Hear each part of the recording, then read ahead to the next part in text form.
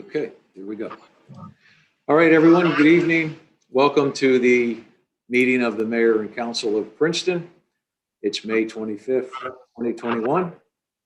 And we will start with the meeting announcement notice. Notice of this meeting was provided in accordance with the requirements of the Open Public Meetings Act and state regulations governing remote public meetings, including the time, date, and location of the meeting, and clear and concise instructions to the public for accessing the meeting and making comments. In addition, the agenda and all related materials were posted electronically and made available to the public on Princeton's meeting portal in advance of the meeting. Thank you. Could we have the roll call, please? Ms. Perrone-Lambros? Here. Peterson? Eve? Oh, I'm sorry. I'm here. You sure, Eve? You sure you're here? I didn't hear my name. I heard Michelle's name and then I didn't hear my name. I was waiting. I apologize. Mr. Cohen? Ms. Fraga? Here. Mr. Williamson? Here. Ms. Sachs? Here. Mayor Frida? Here. Thank you. Okay, so we are, David's here now, Dawn. Mr. Cohen? We're just calling roll, David. Thank you. Yeah. Okay, so I'm going to ask for announcements and reports, but I'm going to assume since we just had a meeting last night, there's going to be very few of these. But Eve had her hand up first and then David. Sorry, David, you got to be a little quicker. I think a few of us just wanted to highlight the police department's new program. Eve, I had a whole little explanation. Go ahead. I cede the floor to Councilwoman Sachs. I'm gonna give everybody the opportunity to hold up their placard, but I just want to explain by way of background that the Traffic Safety Committee meeting had a meeting. I mean, the Traffic Safety Committee had a meeting today with Deanna and Sergeant Murray, and Sergeant Murray gave us the very disturbing news that traffic crashes are up 65% between March and April. And this is obviously an alarming trend. I was saying that I can relate. It does feel a little bit disorienting to all of a sudden be on the road with so much traffic. He also, I can't remember the number, but speeding incidents, he said speeding is through the roof. So Sergeant Murray, intrepid protector of Princeton drivers, has come up with a campaign.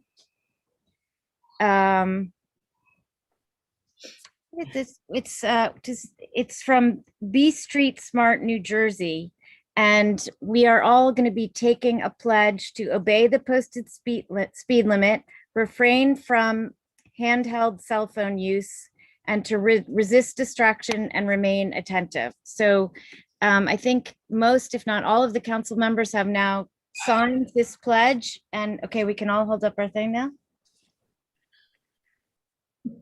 My kids are supposed to bring me mine, but I promise I also signed. They haven't come, but I did sign it.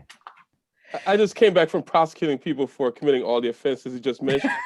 so I don't have have it on me. Sorry, I couldn't initially find mine. My wife put it on the refrigerator. She thought it was a refrigerator magnet. That's good. So it's a car magnet. And anyway, we would like to encourage people to go to the police station, sign the pledge, put the magnet on your cars, and most importantly, try to remain alert while driving and just be cognizant of the fact that we are all now getting back on the road. Yay, Leticia.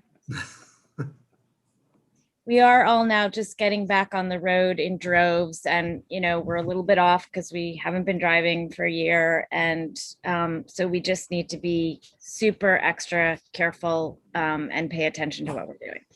Okay, I'm done. Thank you, Mia. Thank you, everyone that's signed the pledge. Beautifully done. That's great. David.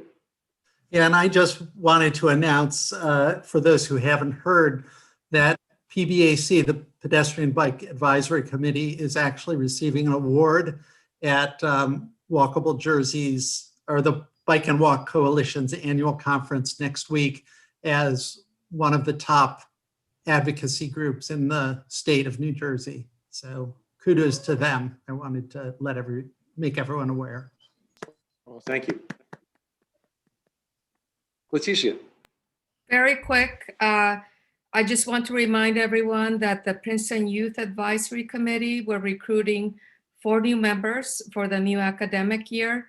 And this is for rising sophomores to serve on the committee and advise mayor and council on issues related that impact our youth. And the deadline is actually Friday. And so we want to encourage anyone who's interested to please go on the municipal website to apply. Thank you. Michelle. And just very briefly, I just like to announce that on Saturday, this Saturday, May 29th, will be a rededication of the Barbara Boggs Sigmund Park, which is on Hamilton. It's been beautifully redone thanks to the Shade Tree Commission and some other organizations, Mercer County organization, and Taylor Saputo, our arborist, along with Sharon Ainsworth, took the lead on redoing the park, and it really looks beautiful. So Mayor Frida and council members and the public is all invited, and the Shade Tree Commission will be there to say a few words. And it's actually 30 years to the day since that original dedication to that park, which is wonderful. So hope you all can join at 1 o'clock on Saturday. Thank you. Thank you, Michelle. So for me, it's kind of ironic. I don't know if that's the right word, but I was at the first one and now I'll be at the second one. Hard to believe. I think I was 2 years old at the first one. I'm not sure. But also on Saturday, Spirit of Princeton, in lieu of their Memorial Day parade, which is always held on the Saturday of Memorial Day weekend, because we had canceled it a couple months ago, not knowing that all the restrictions were about to be lifted. There'll be a short ceremony at 11:45, followed by ringing of bells at a number of religious, whether it's churches or whatever, also at Nassau Hall for 3 minutes in memory of military personnel and also first line and essential workers, just to, anyway, just pay homage to everybody that's in all that they've gone through for the last year. All right, any other announcements? Okay. Is there any public comments for items not on the agenda? No hands, Mayor. Thank you, Adam. Okay, so we're going to close that. So now we're going to have a work session discussing Witherspoon Street design. And this is my vision of what's going to happen, is that the council is going to have a work session discussion. And Mr. Brusheye and Deanna are going to lead us through that, and we're going to voice opinions and thoughts and whatever. And there will probably be some members of the public that want to make some comments after we all get a chance to make our comments and everything. And then I'd like to circle back and the council can finalize whatever it is they're going to do. But I would just like to say, coming off of last night's meeting that went to 11:30, that for all of us, especially, the public as you're waiting, if you just kind of figure out what it is you want to say. And again, we can all say, I agree with the previous speaker and not have to repeat everything that was just said. That'll just help the meeting move along. And then hopefully we don't keep the public till 11:30 at night again. So anyway, having said all that, Bob, are you leading us off here? Deanna, who's... Yes, Mr. Mayor, I can, I'll take the lead from here. So anyway, so thank you. Since the last meeting we had, we tried to recapture what was discussed when Deanna was showing some pictures to council. And, we had internally, we had some concerns over some of the dialogue, not being clear as to what everybody's vision was, either back in October or in February or even up to our last meeting. There seemed to be some discrepancies as to what everyone thought that was going to look like Witherspoon Street was going to look like. So what we want to do tonight is, as the mayor said, is begin a process of trying to tick through certain decisions that we need help with in which to get, to the finish line. And a couple of things I do want to go over, both for the public and for council, so that you can recall some of the things that we've gone through. So Deanna, I don't know if you can throw up that first slide on, the time we've put in and also our project schedule.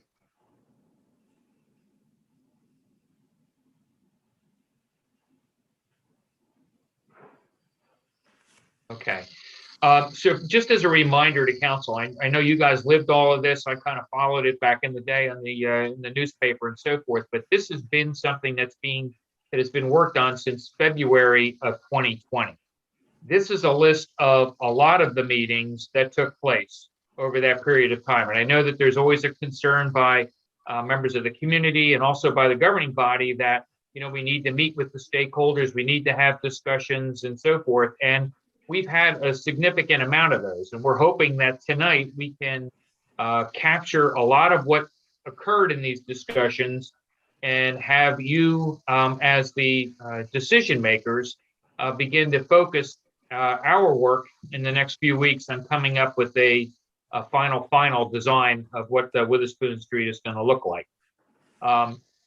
Pushing us tonight is the schedule that we have to adhere to in which to get us to that finish line. And these are some of the critical dates. And you'll see at the top where we are today on May 25th.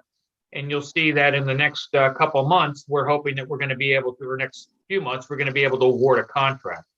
But we have a lot of hoops that we have to jump through, both internally to get work done and externally with the state and other agencies in which to capitalize on this so that we can get the state funding that we have looked to get, and also just to get our project lined up so that we can actually begin it either later this year or next year, probably, and construct the project. So we are on a reasonably tight time frame, and where we understand that tonight we will probably not get every decision we need, but we hope to focus the discussion enough that we're going to have the ability to come up with a plan, show you some visuals so that everyone will understand what it's going to look like, because I know we had some concern there, how much green space, how much sidewalk. Boy, that's not what I thought it was going to be.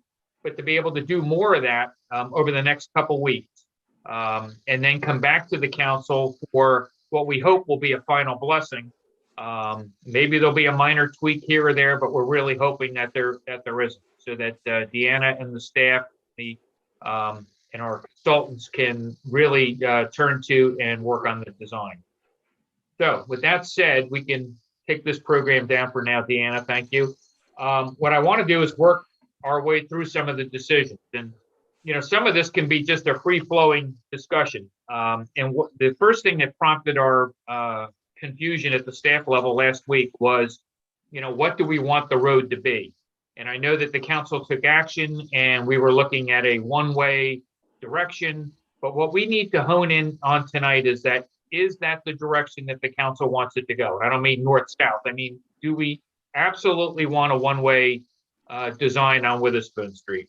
Making that decision and reaffirming that thought pattern will then lead us into a series of other questions that we need answers to in which to come up with a final design. So obviously council's decisions are, it could be pedestrian only. It could be, we keep it the way it is and it's two ways. We do a one way, but we make it wider. So I just want to hear some discussion from council as to what it is your visions are, and then I'll try to work us through that to get council to come up with some consensus. Can I ask a question, Bob? I'm sorry. I guess after that long speech about distracted driving, I got distracted for a minute and I missed what you said. Did you said that we are or not we're not making final decisions tonight? Well, we're hoping as many of these as possible are going to be final decisions. That's correct. We recognize that the public is going to have some reaction to this. We're also going to come back with what our interpretation of those decisions is. Remember, we have a lot of competing interests in town. You've all been subject to some of those. You know, we go when we'll meet with, let's say Merchant A, and Merchant A wants whatever they want in front of their building, where Merchant B doesn't necessarily want that in front of their building. And so we're trying to do a balance, and you guys are familiar with a lot of that, maybe not of all those discussions, but that list that Deanna put up is, you know, is what we've done, is the, you know, the meetings that we've attended and all the listening that we've done. So where I would love to think these are final decisions, I recognize, as the mayor said, that we're going to come back. We're going to have the public give us their input one more time before you can actually bless an entire project. But as close as we can get to that tonight is what we want. Right. So let me just be clear on that. So Bob, what you're saying is we are trying to tonight give final decisions on overall design parameters. We are not saying, oh, by the way, in front of Small World Coffee, there will be this. We are not saying next to Hamilton Jewelers, there will be this. We are going to give our staff decisions on design parameters so they can go back, finish the design, and then that design will come for a final decision at a future council meeting. I just want to make sure we're all on the same page. That's exactly what we're looking for, Mayor. So when we come back together, we're looking at tweaking the project, not designing it or redesigning it. The staff will try to interpret the best we can based out of the discussion and the decisions you make tonight, a final design. But that doesn't mean that we don't, if we decide we want drop-off areas or delivery areas, that we don't shift it down 10 feet to accommodate something else. But we really do want to hone in as much as we possibly can, based on all of your discussion and deliberation tonight, the concepts that you want in this plan. Okay, let's Dwayne and then Michelle. Yeah, Mark, you kind of concisely said, I was trying to reinterpret what Bob was saying. Not that Bob didn't say it well, but essentially tonight we're going to discuss the different options. We're going to come to, you want us to come to some sort of consensus, right? So that staff will have pretty clear marching orders as far as where they're expected to go, right? That's right. correct. And then at a later point, they'll come back with something that we can show to the public and say that is based on whatever consensus we come to tonight. Correct. Right. And all right. And I'll start by my vision. And this is going back to not the last meeting we had on this, but that meeting we had a couple months ago or whenever it was. I believe we already agreed there are like different options. I was trying to find my notes before this meeting, but I didn't get a chance to find them. But there were the different options given. I think we kind of coalesced around option 2, which was we keep it Witherspoon Street northbound one way. However, we wanted an option we wanted to be designed in a way that if we needed to close it off to become a pedestrian only promenade for like a finite period, it's some way in the design that can happen. That's what I remember. And for some reason, my problem with the in the last meeting was whatever was shown us kind of didn't. I didn't see that as like realization of that initial vision. So, but Okay. that's what I would like to see. Right. Thank you, Dwayne. Michelle? Well, as you know, I've been very involved in this and talking to the business and property owners on the street. I've gotten the plan printout and gone over it with many of them. And I honestly don't think that we're far apart from what the businesses all want and from what the residents want. Everyone wants dining on the street. They want a lot of green space. And I really think that we're really close to just putting this together. And the interesting thing is now that we started taking curbside parking away, everyone uniformly said, well, I like my space. I want to keep the dining out there. So the dining is really, everyone sees how good that is for their businesses, what the residents want. It's why we went in this direction. So I really feel like we're there. We just need, to tweak the details, but the green space in that whole area in the middle, where it's all bumped out and you have that extra spacing for dining, everyone really likes it. So I think we're in a good position, but I'll let everyone else share your vision. Right. And I would say that tonight, hopefully Hey, Bob, we're getting feedback from you, Bob. Can you, I'm saying tonight, we can talk about, yeah, we're content with 11 parking spaces on Witherspoon Street, but we're not going to decide where they are. We're content with about this much outdoor dining, but we're not going to decide it exactly because we're going to allow Deanna and her staff to figure out how to move all the little pieces around. So we're going to give kind of a slightly bigger picture and not try to manage every little Lego piece. So I just want to make sure we all know where we're going. Eve? So, yeah, thanks, Mayor. So I'll echo some of what Dwayne said. One of the most important things to me, and I think that this can be realized in a number of different ways, is really, to have the easy ability to close the street off and to create a pedestrian area. So that's really key to me. The other thing that's key to me, and that I felt we lost a little bit in the last design that we saw, was really expanding the sidewalk so that there was plenty of room for dining, for people to walk and not be squeezed, for the green infrastructure that we need to put in, both to control stormwater and to beautify the street. And I guess what I'm seeing, I'm looking at the what was put up yesterday, and I know that's maybe temporary, but it's a one-way design with some parking on both sides and some, I guess that concerns me a little bit, is if you have parking on both sides and one-way traffic, then you're basically dedicating, you have a 3-lane street. And that means that you're really reducing the amount of space you have for pedestrian and for kind of, outside use. So I don't know if it's possible to reduce that to the equivalent of, one parking on one side, one-way traffic. And because I feel like the last design really lost a lot of, one of the key things that was important to me, which was the wide streets and the ability to convert to a beautiful, pleasant, and low stress pedestrian area. So Bob or Deanna, is there a design we should be looking at while we're having this discussion? No, Mayor, there really isn't. What we don't want to do is try to flip up a ton of designs. Yep.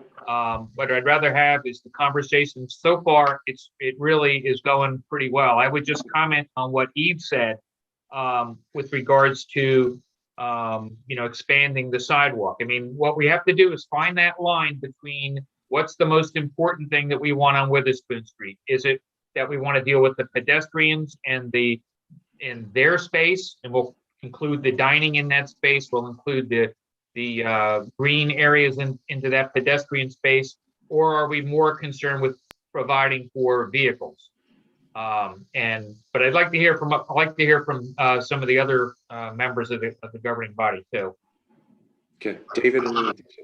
I'm happy to weigh in now, but I kind of thought we were going to see a presentation from Deanna and react to that rather than. Deanna, are you shaking your head? David, I'm still there. Okay. We chose not to do that for a number of reasons, because we've had so many that we really thought we would almost confuse ourselves by continuing to move back and forth between presentations. What we want to know is what you, as the individual council decision makers, want. And then we can take the cartway that we had in the last design, for instance, and say we don't want, I think that was 23 feet. We don't want 23 feet because we want more sidewalk space. So how much more sidewalk space do we need? How much more do we want? And then we can, make all those other adjustments to provide for those types of functions. Great. Anyway. I have no shortage of opinions, so I'll be happy to share my priorities. Okay. I would say my top priority is to maximize the pedestrian space. I think it's really important to be able to have enough outdoor dining, to have four-person tables rather than just cafe tables. I think that that's would not be realizing even what something as good as what we had during the temporary COVID experience, where we really were able to have parties of 4 or 6 people dining in the outdoor space. So I think that that's critical to achieving the goals that people have for this space. And I would like to see the cartway minimized as much as possible. It is important to have the flexibility, but I'm going to say, just to emphasize, I think this is in line with what Dwayne already said, but I want to really emphasize that when we talked about flexibility, we were talking about the flexibility of having one-way or no traffic, not the flexibility of having one-way or two-way traffic. And that kind of ability to switch back to two-way traffic. I think that there will be some pain for the community in general as we adjust to the new traffic patterns. But I think in a year or two, all of that will be forgotten and the wonderfulness of the new design will be treasured every day by members of the community. So I think that's really important to me, is not to be timid about making the best decisions for the design of this street. You know, with this idea that we need to be tentative so that we can back out of what I think is a really great decision for the town.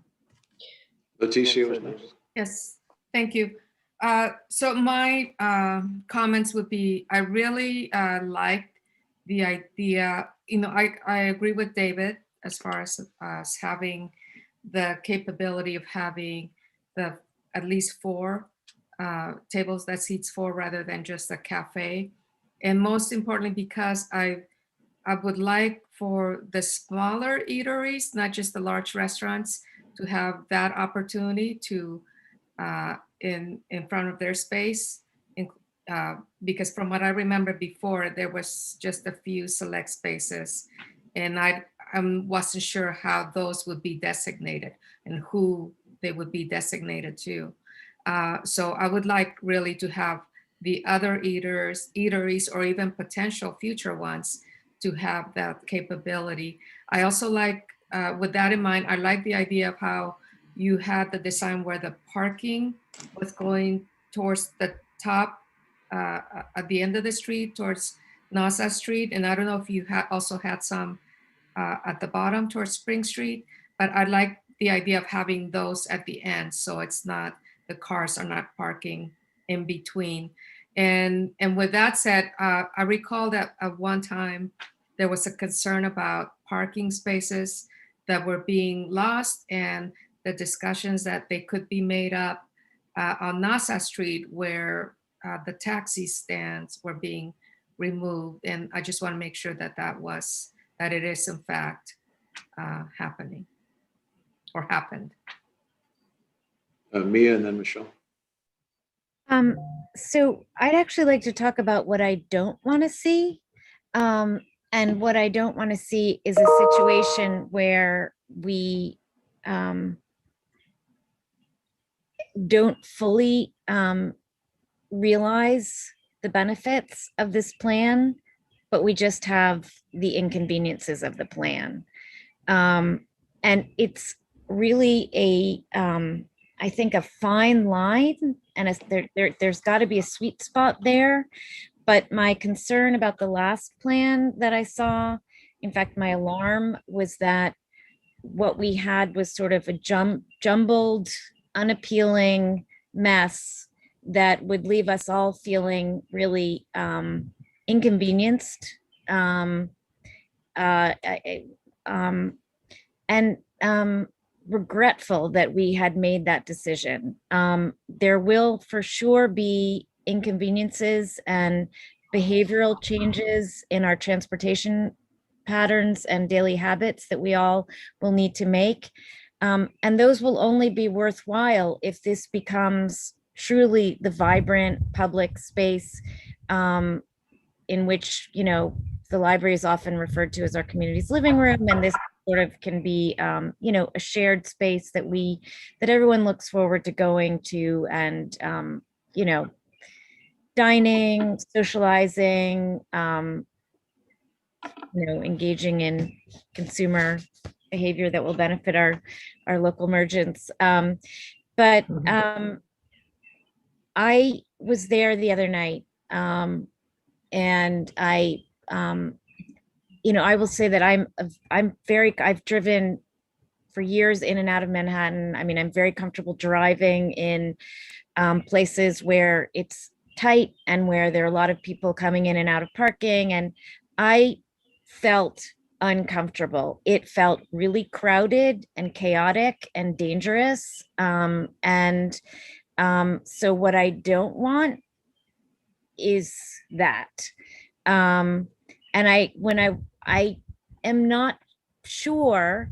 I am wondering if by insisting on having those, from what I understand, it's 9 or 11 parking spaces, we are creating, especially if they're on both sides, we are creating a situation where, as Eve said, we essentially have 3 lanes of car activity.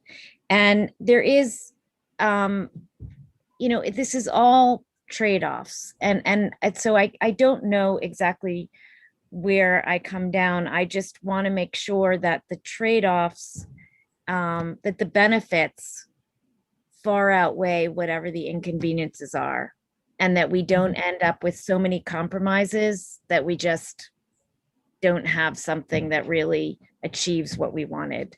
So sorry not to be more specific, but I think that's the approach that I'm taking tonight. And I mean, if I had my druthers, yes, I would prefer an all pedestrian plaza.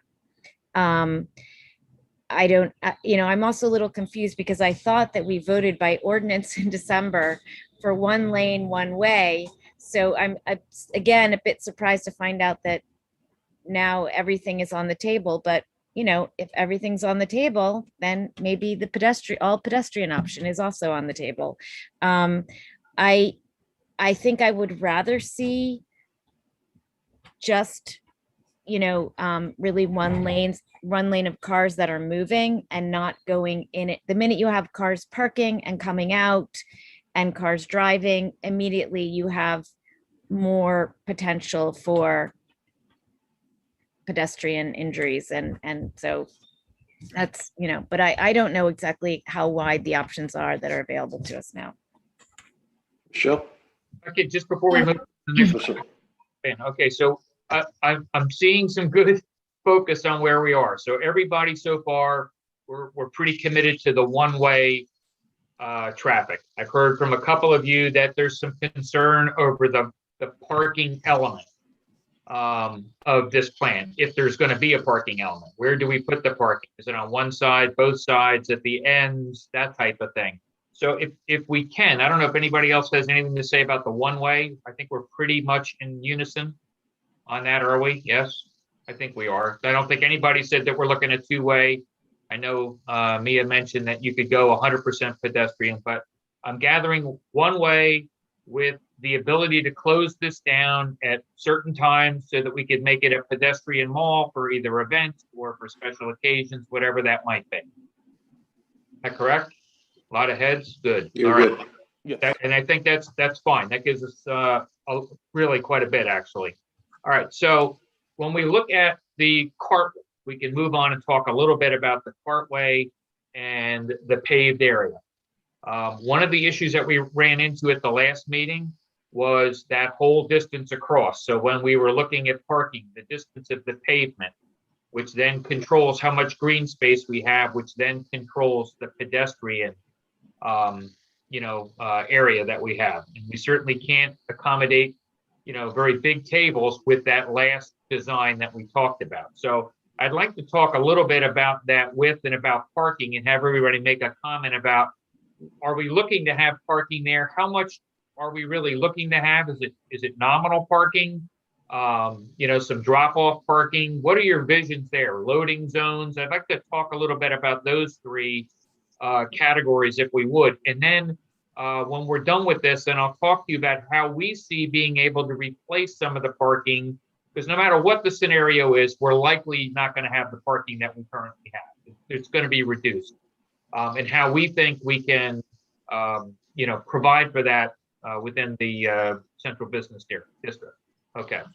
Thanks, Bob. Michelle and then Eve.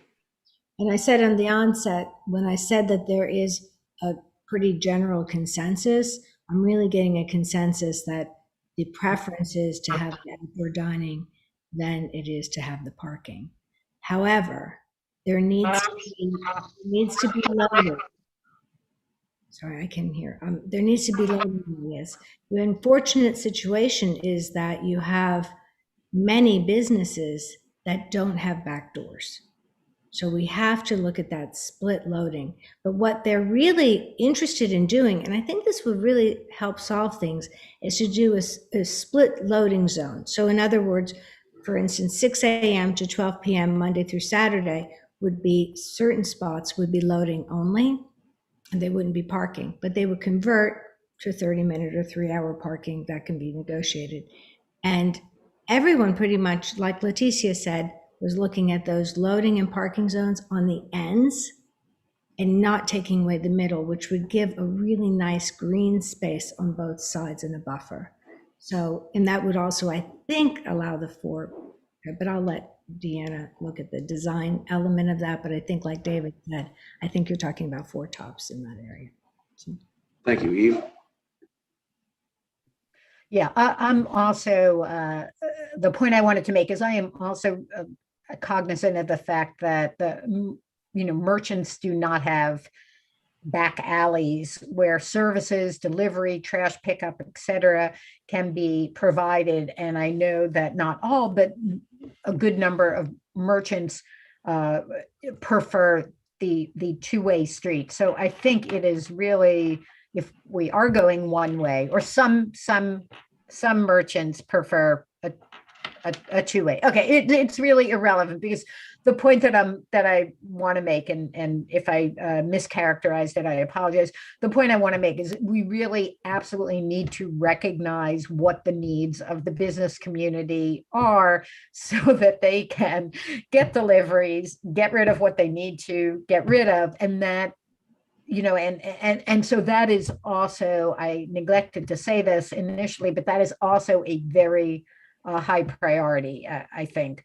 And I don't know what the intricacies of that are.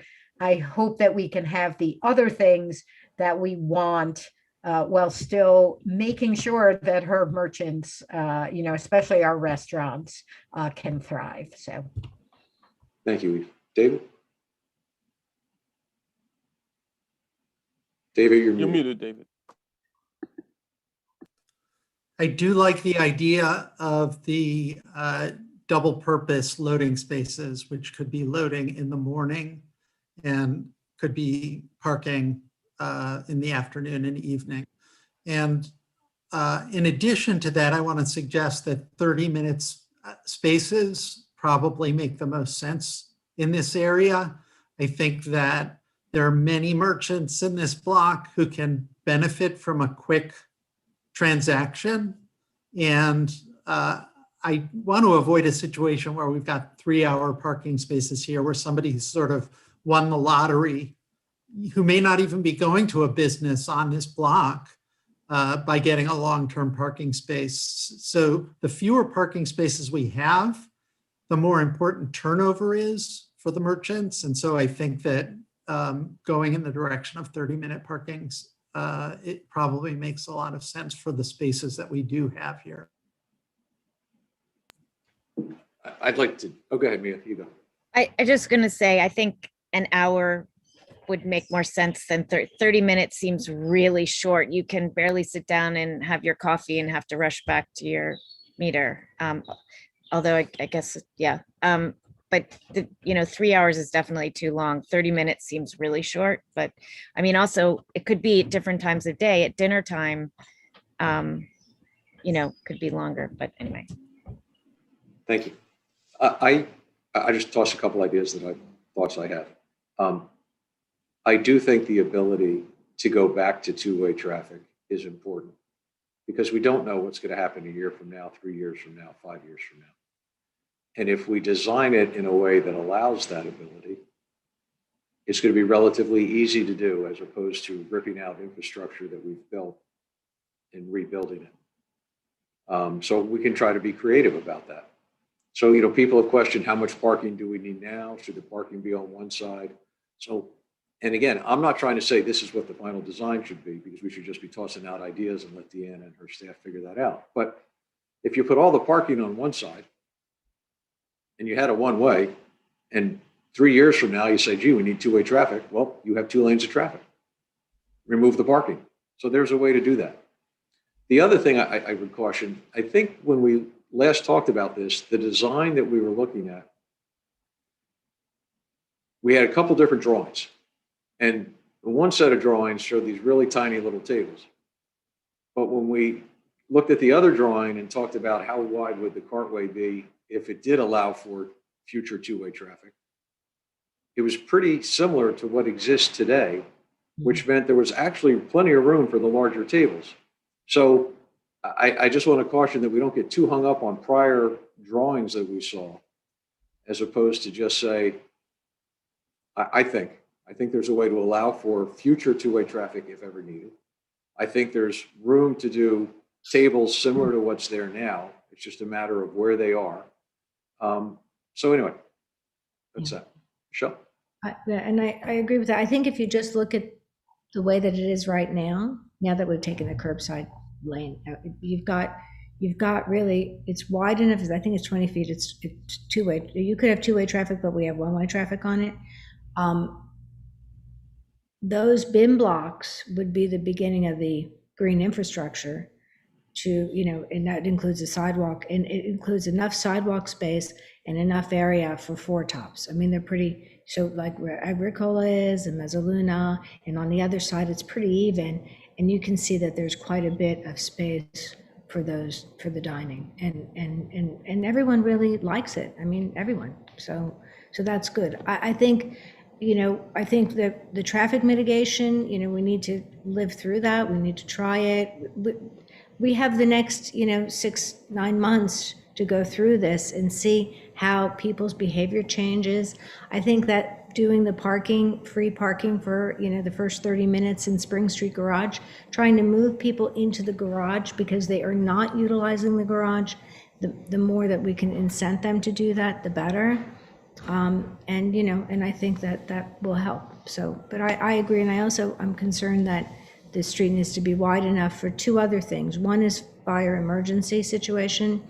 And the other, as an event manager for many years, having outdoor events, I really can see us putting those electric bollards up, closing the street for a Saturday or Sunday festival.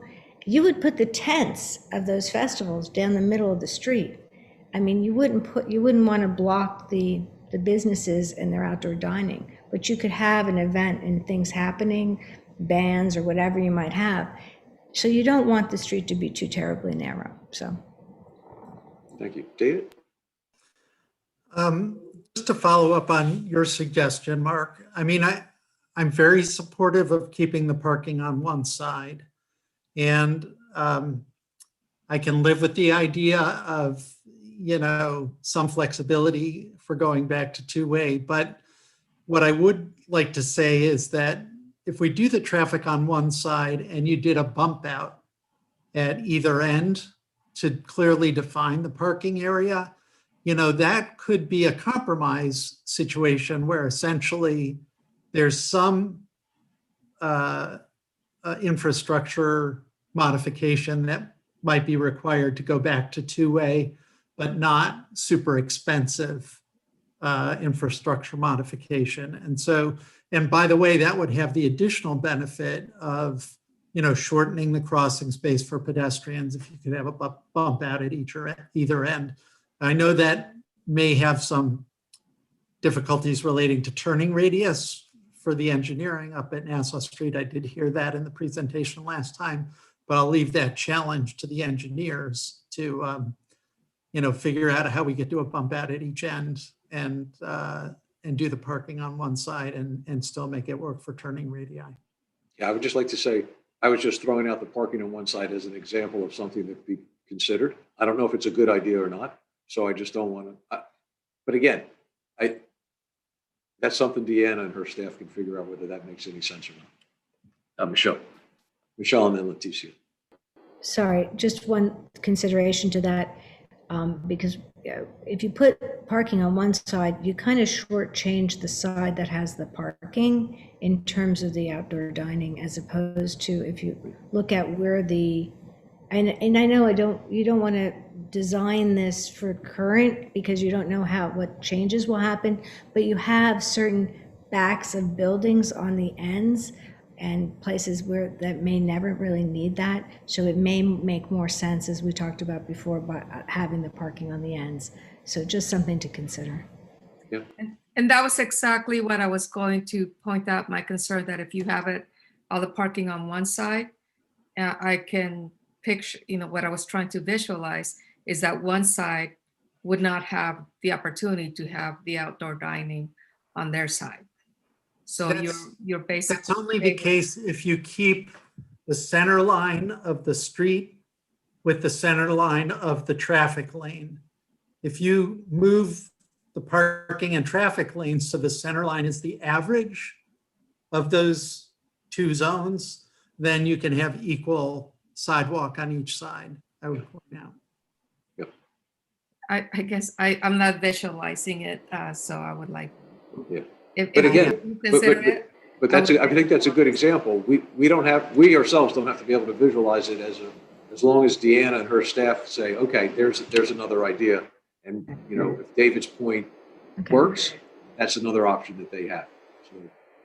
So the bottom line is the center line can be moved. So Yeah. we don't have to just stick to where the center line is now. Eve? We shifted left or right. I'll preface this by saying I'm not a design expert, but I'm really concerned that by hedging our bets, I think as time goes on, we will be less reliant on automobiles rather than more reliant on automobiles. And I'm really concerned that by kind of keeping all our options on the table in terms of, going back to two-way, et cetera, that we're losing. And I have to say, David, I cannot visualize what you're talking about. My poor little visually oriented brain cannot see that, and maybe that would help. But I'm really concerned that, if we have parking on both sides, or we have parking on one side and a lane of traffic, then we're looking at, a minimum, I think, of 20 plus feet. And Michelle, I don't know anything about setting up tents, so, I have many gaps in my education, but I know that the community seemed to speak really strongly about what they wanted, which was, a vision of a real pedestrian friendly street with lots of outdoor dining. And I'd really have to see a good visual that can show me that we can get all of that while retaining the two-way option, while having, parking or bump outs on both sides. I just can't see it. I mean, if Deanna is going to say to me, oh yeah, we can do that, it'll look beautiful and it'll give us everything else we want, that's I'm just uncomfortable that we're giving up too much of what the vision is to get to these what if we made a mistake kind of. Okay. Michelle and then Mia. And I don't think we need as much parking as the whole one side would be. I think that I think whether it's one side or both sides, still being on the ends so that you have that feeling in the middle. But the 20-foot cartway, which is what we have now, I think, still has enough room for two vehicles, but I think that, again, I just don't think you can be narrower than that because of events, because of fire safety issues, as well as just having it, be a little wider. I think it still gives you what you have now, if that's what you like. Eve's saying, no, it doesn't. You don't think so? Well, it's okay. Well, we'll come back. Mia? Well, we do have many streets in Princeton that are much narrower than 20 feet. And maybe there's a movement. Deanna, you can let me know if there's some movement to widen all of the narrow streets in Princeton. I'm not actually aware of that. And there are narrow streets all over the world in many wonderful places that are charming and draw a tremendous amount of foot traffic. And so I mean, if yeah. Anyway, I mean, when we think of charming places that we like to visit, we don't think of highways. We think of small cobblestone streets that have little tables and, that you can sit out and enjoy dining. So I also want to say, this discussion is lovely and, but ultimately we're here not really to make decisions based on our own personal preference and our own predilections. We're supposed to be here making decisions that represent the people who, the residents and the people who have voted for us as their elected representatives. And I know that last time, Mark, when you mentioned the option of keeping it two-way just to hedge our bets, I was inundated with mail and it caused quite a bit of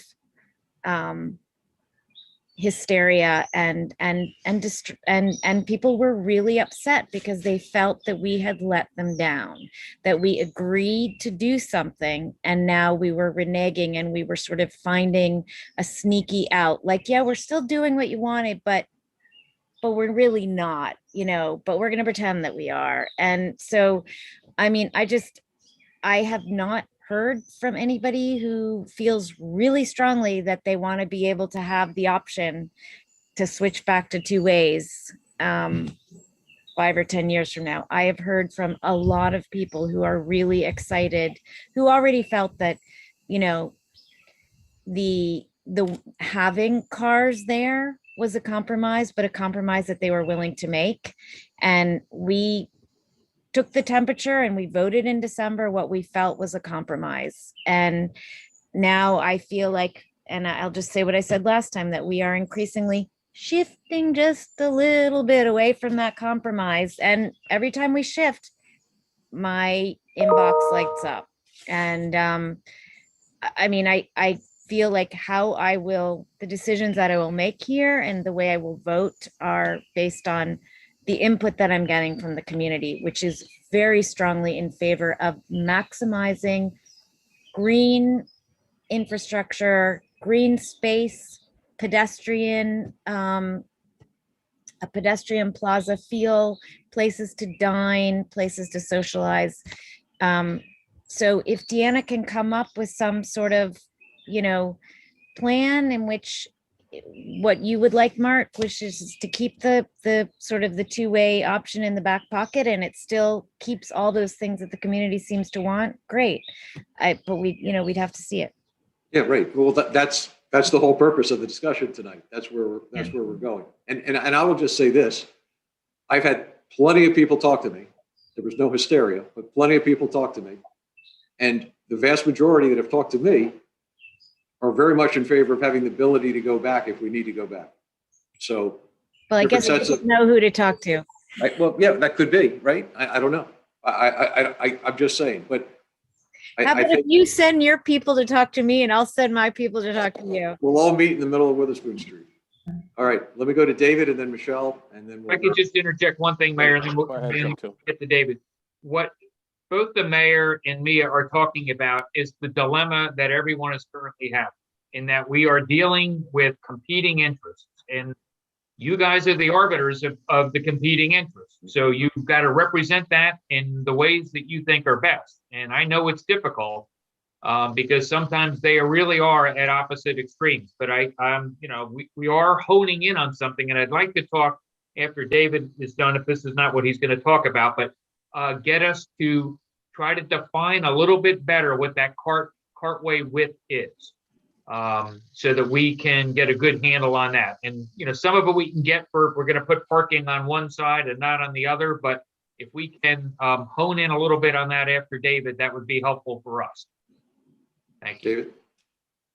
Yeah, so I do think that, and I will get, I'll speak directly to that, Bob.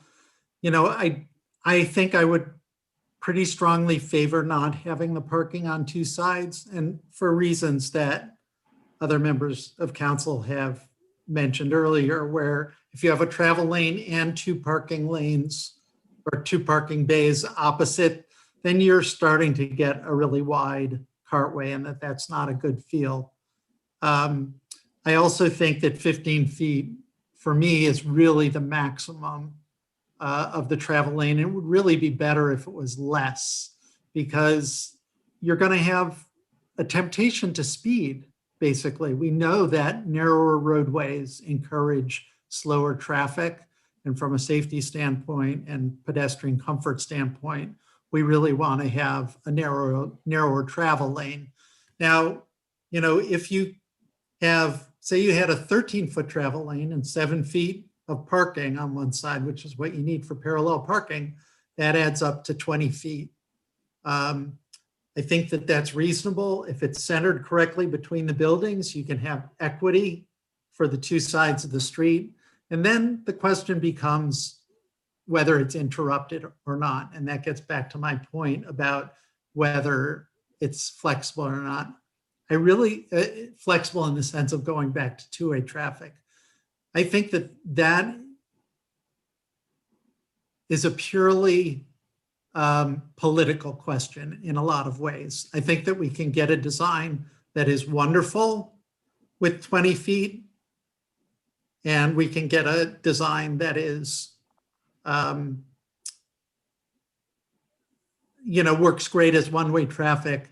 The question of whether or not it's possible without further investment to change back to two-way traffic is, you know, one of whether we want to put a stake in the ground and say, you know, we're the council, we're making a decision, and we actually want to make it difficult for future councils to reverse this decision and go to two-way traffic. Or do we want to say, let's be humble and say that, you know, we think we know that this is the right solution. We're getting a design that we love because we only have 20 feet of cartway and we've got plenty of pedestrian space on either side, but we're leaving a little bit of leeway for the future. And I think that my inclination is to be a little bit more humble and a little bit more flexible. Yeah. Michelle? Yeah, I'm just going to throw something else out too. I mean, in terms of, I still think we can have our cake and eat it too. I think we can have that green space and that feel that we're talking about, but also leaving that extra space, that 20 feet. Couple things. I mean, one is, you know, what if a car needs to pull over? If you have too narrow, there's not going to be a way to get around it. So that's one thing.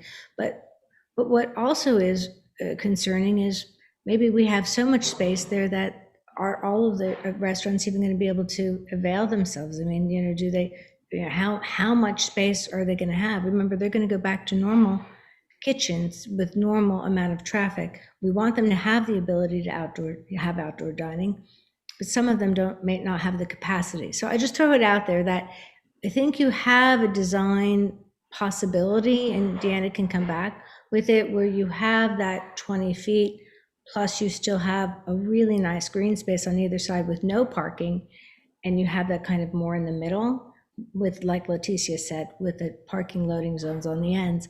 Look, I mean, I think that there'd even be a willingness to do away more with parking, but we need those loading zones. So that whole split loading zone it's really an issue.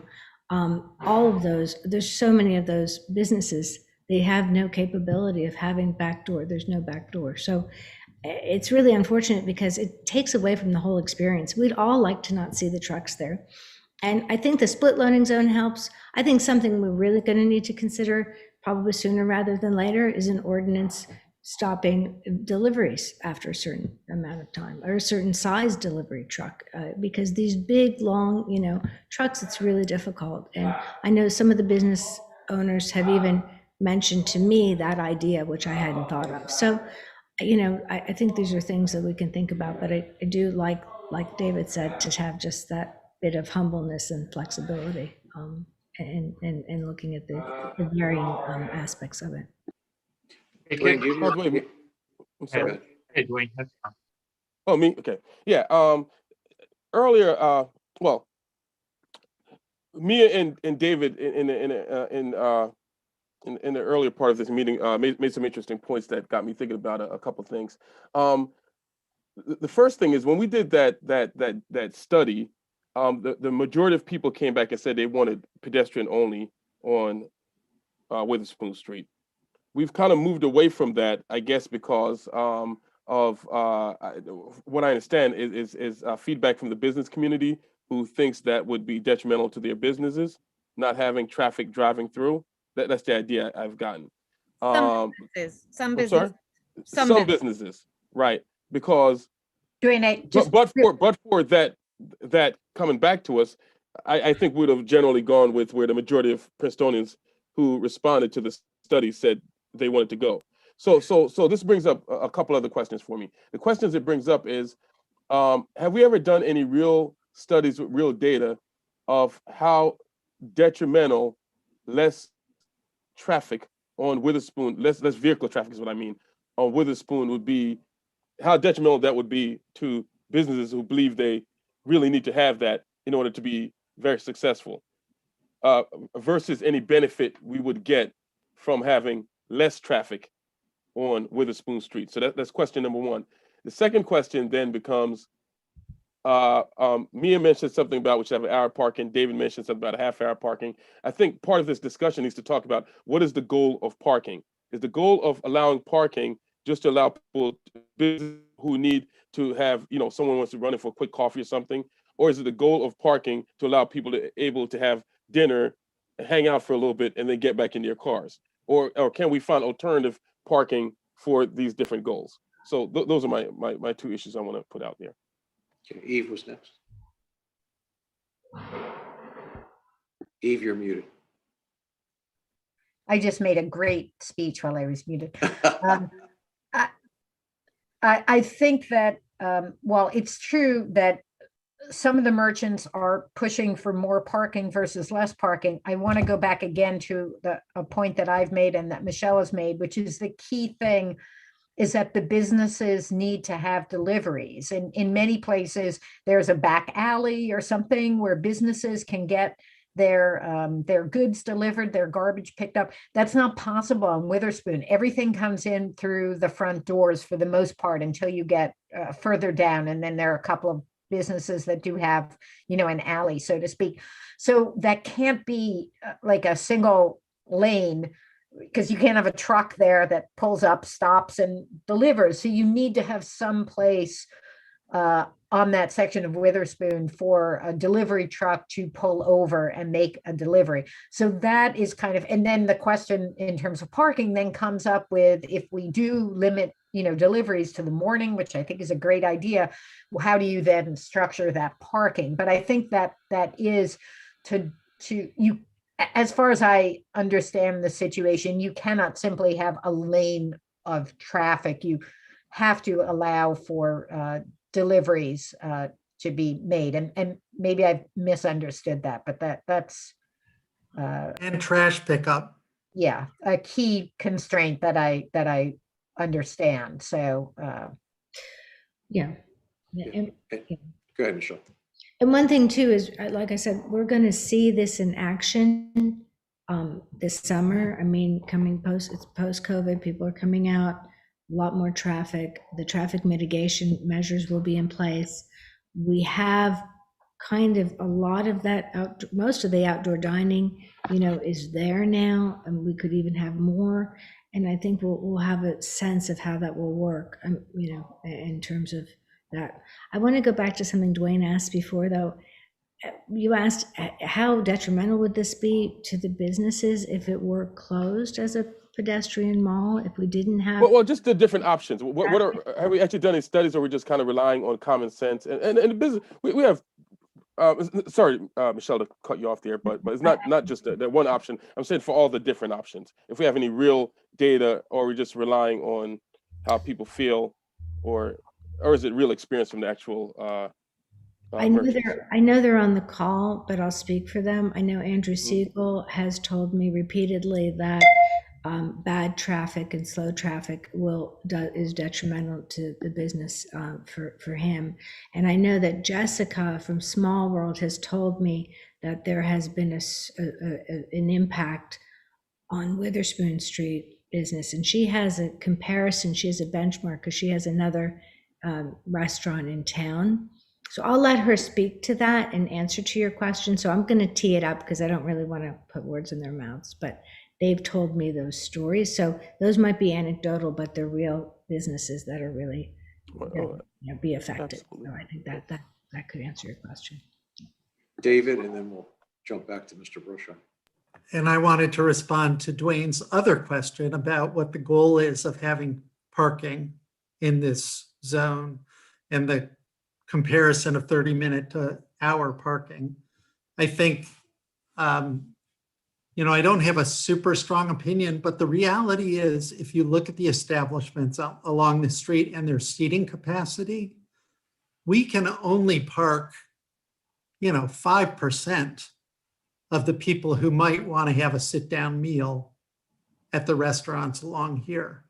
So the idea of making the parking meters accommodate that kind of use, that's what I was referring to when I said somebody would feel like they won the lottery by getting a parking meter on this block that had a long enough time for them to actually sit down and have a meal. I think that there's also lots of takeout business on this block, which could really benefit from high turnover in the parking spaces. So that's why I was talking about 30 minutes. This is not something I would fall on my sword over. I could live with hour parking, but I think that it's really important to address that question that you asked, Dwayne, which is what is the goal of the parking here? Is it a quick pick up or drop off, or is it a sit down? And I think that it should be a quick pick up or drop off sort of situation. I think so too. Bob, do you think we have enough on the width of the cartway? I don't think this group needs to say it's 20 feet, 22 feet, 12 and a half feet. I think there's been a lot of comments about the needs, whether it's cars, garbage trucks, fire trucks, police cars, whatever. So I'm hoping you and Deanna have a good feel for that, and maybe we go on to whatever your next point or question is. Yeah, I think we're okay with that right now. I mean, from a design standpoint, I'll wait to see whether Deanna nods back at me or just gives me a shrug of the shoulders and throws up her hands. But I think we have a general idea based on what the comments were. I mean, I've got a lot of notes here, so I think we can work with that and come up with something. I'll let Eve go, and then I'll focus this on another kind of open topic. Just a quick question for Deanna. The last drawing that we saw, what was the cartway there? The cartway on the last drawing varied from about 23 to 25 feet. Yep. Okay. Okay, thank you.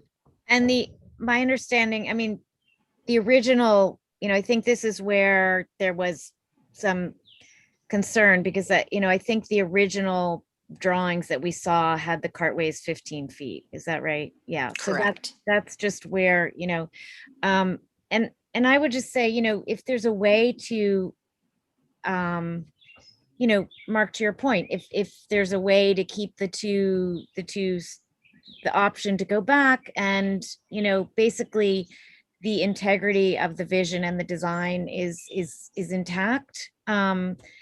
That's great. I just, I know that there are some business owners who feel that this could potentially impact their bottom line negatively. And I feel like if we do this successfully and it really is, and aesthetically pleasing, a real draw, that their bottom line, I feel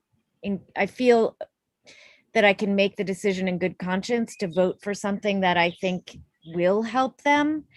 But again, I just want to reiterate, and I guess Deanna, you'll have to, and Bob, you'll have to sort of weigh this, but I do want to make sure that what we end up with is something, is not something that will negatively impact them and won't benefit us. And then that really would be a disaster. And Yeah, thank you. Michelle, I'll get you 1 sec. I just want to say what I hope we can do. I don't know how many points you have left, Bob, but I'd like to get through Bob's points and then let the public make a number of comments, and then we can come back and hopefully as a group, if we need to change anything where we appear to be going, we can do so. But anyway, so I just want to keep us moving along. Michelle? Just quickly, to that point, I just want you to know that when I went back to many of these businesses to say, okay, well, we're going to take curbside out, we want to move back bin blocks and put parking back, I universally got, well, no, I want my dining. So I'm just saying that there's really, I think if you gave them a choice between having the outdoor dining or having parking, there's definitely a heavier weight now to have the outdoor dining, which is what I said on the outset, is I think we're really close because that's what the residents want. That's what we're hearing from both sides. The only real point of question and concern right now is traffic flow. And we just need to make sure we mitigate that traffic flow through the measures that we talked about in order for this all to work. But in terms of the design, anyway, that's it. I just want to say that. Okay, thanks. Bob, back to you. You're muted. Bob, you're muted. There we go. Now I'm going. Just a couple more things, Mayor. What I want to talk about a little bit, because I know it generated a lot of discussion at the last meeting, is how we accommodate the emergency services. But if the direction of the council, well, let me back up a little bit.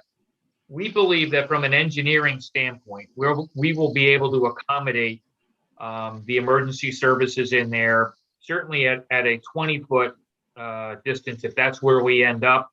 That provides us with the one-way traffic in a turn-off parking loading zone area.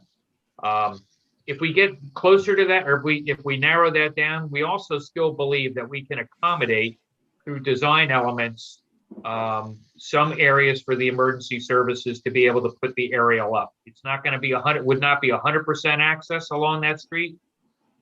We've talked with the fire people to come out maybe on a Sunday morning so we can see what the capabilities of the aerial are and do some live looks to see, where these areas could or should be.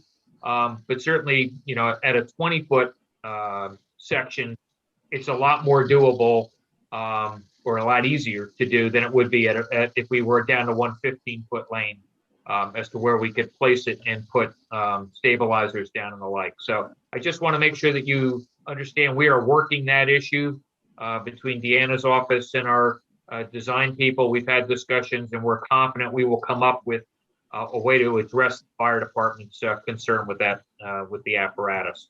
So let me just, well, I'm not going to speak for the fire department, but having been a member of the fire department for about 45 years, when we have had serious fires in the downtown, where Hewlett's used to be many years ago, the corner of Spring and Witherspoon, when the entire Benson building burnt down, those types of situations, they don't happen often, but when they do happen, and you're not able to knock that fire down in the first couple minutes, the danger to the building and the nearby buildings is immense.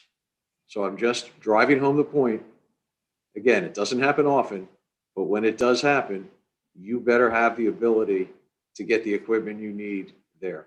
So anyway, I'm just saying. So it sounds like we're going to work on that, but I just want to impress on everybody. When you need it, you really do need it. And you don't want to lose a block of Witherspoon or Nassau Street, well, in this case, Witherspoon Street, because we didn't allow for that. So that's all.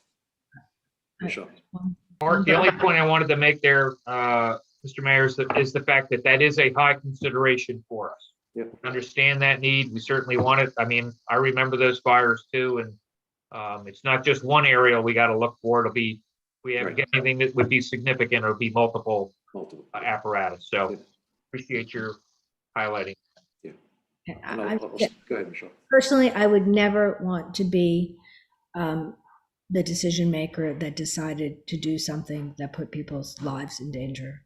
So I'm, as the fire commissioner, I'll tell you that that would be something that none of us on council should want to have responsibility for. This is a big responsibility we have to make a decision like that. It's all a balance. We just have to find as much as we can the correct balance. So anyway, sorry about preaching on that one. Bob, go ahead. You're still in the Before we get into, I'm so paranoid to keep the other noise down, the feedback down. But before we get into talking with the public and getting comments from them, one of the items that we have talked about at the staff level is, we've concentrated a lot of our discussion on this one block from Witherspoon down to Spring. And we have looked at, the remainder of Witherspoon Street, not in great detail. But we do want to assure the council that we are taking all of that into consideration and want to be able to move some of these design elements. It certainly isn't going to be all, because we have different road widths and so forth as we head down Witherspoon. But to incorporate a lot of these same design treatments as we go further down Witherspoon Street. So I just want council to remember that we're not missing those sections. We are working on them at a staff level and thinking about how we can make sure that we have this, uniformity of design ideas throughout the Witherspoon area, crossing Robeson and all the way down, eventually down the Valley Road. That some of this could actually work going down that far. So I wanted to leave it at that. And then if you want to open it up, Mayor, to the public, if the council doesn't have anything else, and then after we get done with that, I'd like to kind of summarize what I've heard, and then we'll take it from there. Okay, thank you. Anybody on council that want to say anything that's not been said yet? David? I just want to respond to what Bob was just saying, that I love the idea of having some areas of widened sidewalk and having the parking be intermittent along the lower section of Witherspoon to try and bring some of the benefits that we're seeing on this part of Witherspoon. I know that the parking on the lower part of Witherspoon is underutilized. So it seems like you could give up some spaces and retain some spaces and get a lot of benefit for the local businesses along Witherspoon by having areas of widened sidewalk. Okay, so we're going to go to public comment. And again, just for everybody in the public, there's a 3-minute limit. So try to organize your thoughts before you start. It would be really good if you say your entire name and either your address if you live in Princeton or if you're associated with the business, if you just mentioned that. Last night we had someone talk about my neighborhood, but they had never said where they live. So it was kind of hard to figure out exactly what they were talking about. So for frame of reference, it's very helpful. All right, so Adam, could we bring in the whoever had their hand up first? Yes, we have Marina. Okay, thank you. Marina? Hello. Yeah, go ahead. Amazing. I raised my hand first. Thank you for taking my comment. I have one comment that. Could you just, Marina, even though I know who you are, could you just say your whole name for us so everybody knows? Oh who yeah, you are? I apologize. My name is Marina Rubina. I live at 28 Quarry Street in Witherspoon Jackson neighborhood. And my first comment is that back when we had a NIGART come and do a parking study in town, I attended the presentation, and one very important point that they made at that point is a lot of the traffic and congestion comes around from people driving looking for parking. So when we have very few parking spaces on Witherspoon, it just creates people looping and looping looking for parking.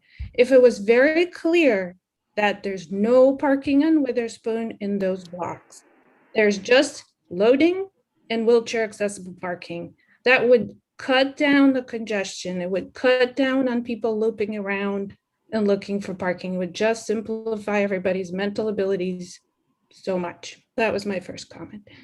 Second comment is, I think as I live in Witherspoon Jackson and walk up Witherspoon usually, I noticed, and this hasn't been said really, that Witherspoon is a sort of classical symmetrical street centered on Nassau Hall.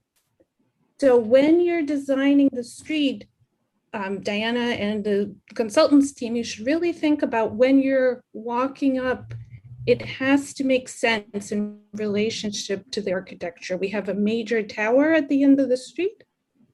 So it's always good to kind of get your bearings. It's a landmark that if the street is lopsided, and the trees are not symmetrical on Nassau Hall. I know we're kind of stuck with Nassau Hall, so kind of need to keep it in mind.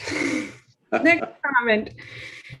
My husband bikes to campus, and so do tons of my neighbors. People from Mervick bike up Witherspoon. People from Avalon bike up Witherspoon. It is completely not clear how are they going to get to work? Where are they supposed to bike?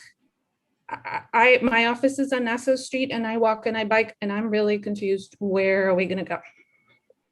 And then last but not least is that we talked about a lot about tables and businesses having outdoor eating.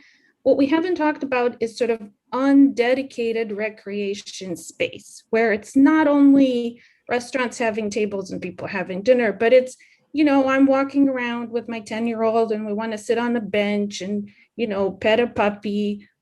If there's a way to kind of think about that, where are people allowed to do that? And I think that getting rid of the parking, the few tiny amount of parking spaces are just creating this looping around without giving the benefit for the general recreation. That's all my comments. Thank you. Thank you. Okay. Bringing in Nat. Okay. Hi, so my name is Nat Bodegheimer, 26 White Pine Lane in the Little Brook neighborhood.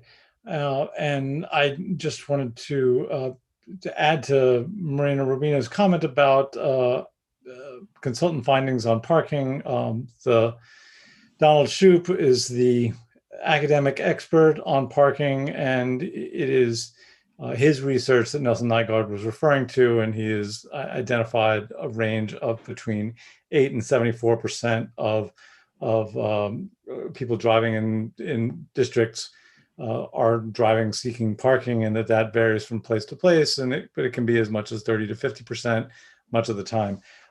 And so I think that Marina's suggestion makes a great deal of sense. The more we can clarify that parking is not available there, and that people are directed to appropriate places to park, the less pressure there will be, and the more people will be able to get to downtown to support our businesses. I do think that I'm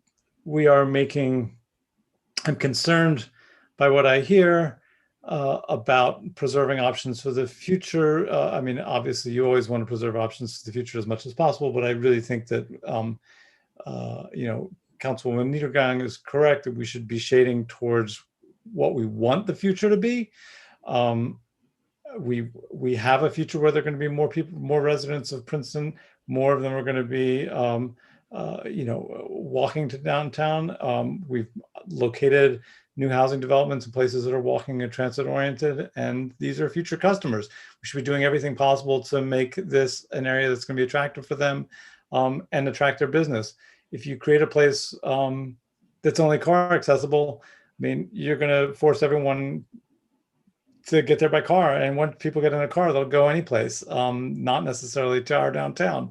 And so I think that, what we want to do is take advantage of what is our town's strategic asset and our residents, I think, crown possession in a lot of ways, which is a walkable, sociable downtown. If you want an auto-oriented business, if you want rapid turnover, be on Route 1. If you want to be a business that's appropriate for downtown, let's, be in a downtown that's walkable and good for business and good for residents. And I just want to reiterate and express my concern again that I feel that all the conversation about widening the cartway is not the right way to go.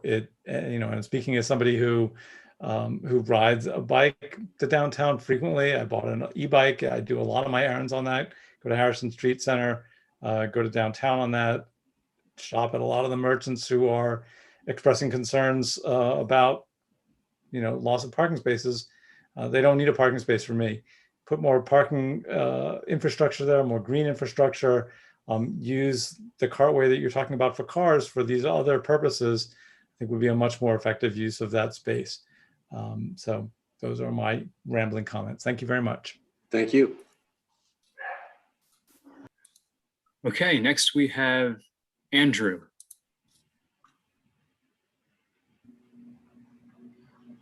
Hey everyone, can you hear me? Yes, we can, Andrew.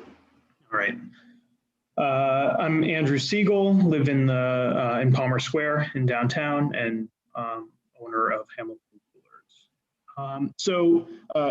Mr. Mayor, in all, I was trying to follow your instruction. I had something planned, but then the discussion started, and I had to quickly make notes and adjust. So.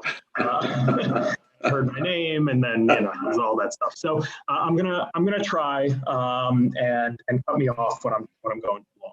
But this is going to be a little bit all over the place. That's my initial plan. So just real quick, I know there was a lot of talk, on data on why potentially losing parking or losing vehicular traffic or whatever it might be, or closing the street even would be not good for businesses. I just want to chat briefly about, so Jessica Dury, who owns Small World Coffee, allowed me to speak on her behalf tonight because she had to run for something. But just the hard data for her, and she shared this with me, and again, I have permission to share it tonight, is that for the first time ever in Small World's history, the Nassau Street location, which is located down towards Dugtown by Blue Point Grill, is outpacing revenue-wise the Witherspoon Street location.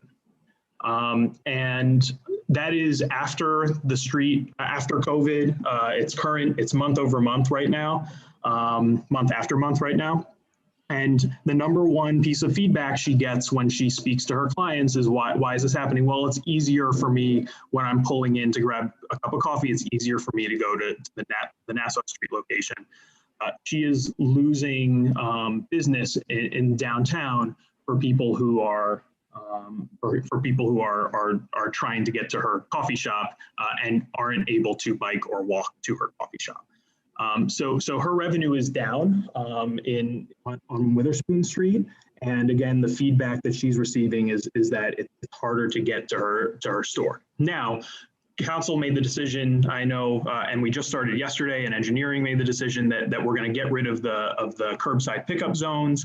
So I don't know how that's going to change starting as of yesterday, but it's worth noting. I'll also talk to you a little bit about from Hamilton's perspective.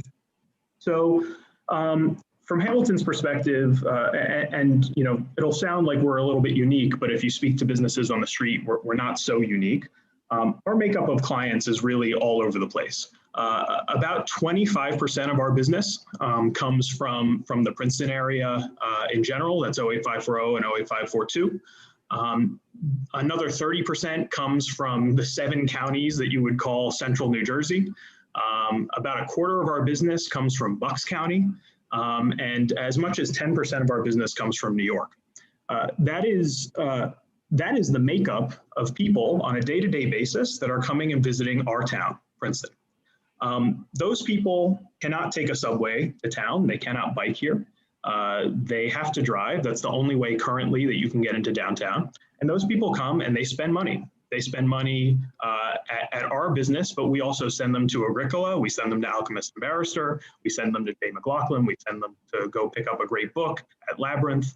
And we tell them stick around because Princeton is an awesome town. This is, if you speak to any of the businesses on the street, you will hear this refrain over and over, which is that we appreciate very much Princeton business from Princetonians, and it's super important to us. We've been in this, I personally have been in this town my entire life since 1988.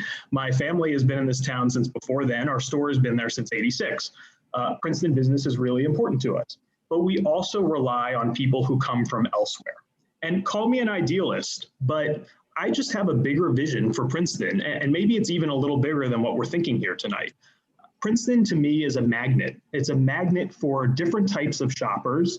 It's a magnet for the region. I see it every day in my store. Again, people visit from Philadelphia to New York City. They come to Hamilton Jewelers and they come to our town. These are shoppers who want a great experience when they get here, but they need to be able to move here, move freely through the town, find easy parking. And yes, it's parking. They need to be able to get here. And also, by the way, not necessarily the New Yorkers or the Philly people, but like, for example, from Bucks County, when they show up, they say, oh man, the traffic is so bad in Princeton, I could potentially just go to Newtown and not even bother coming to Princeton. We don't want that. We want people to be able to come to Princeton and move freely through the town. So, you know, I think that certainly as town gets more dense and we build things at the Griggs lot and we build additional housing in town, this is all, that's subject to change, right? But what's not going to change is that Princeton is a beacon, and it's a place where people will want to come for a long weekend or for a quick trip from New York City to Philly. And we need to be able to help anyone who's coming from central New Jersey, from Bucks County, from Princeton, but not biking distance. We need to be able to help those people get into town and get into town easily and shop at Small World and shop at Hamilton and go to Andrew? Yes. I'm sorry. I let you go over your 3-minute limit. But I apologize. I'll wrap up right now. So there's a reason we don't do it for our health, guys. There's a reason why all of those businesses on Witherspoon Street signed that letter a long time ago.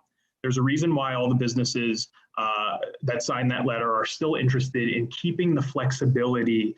Of course, we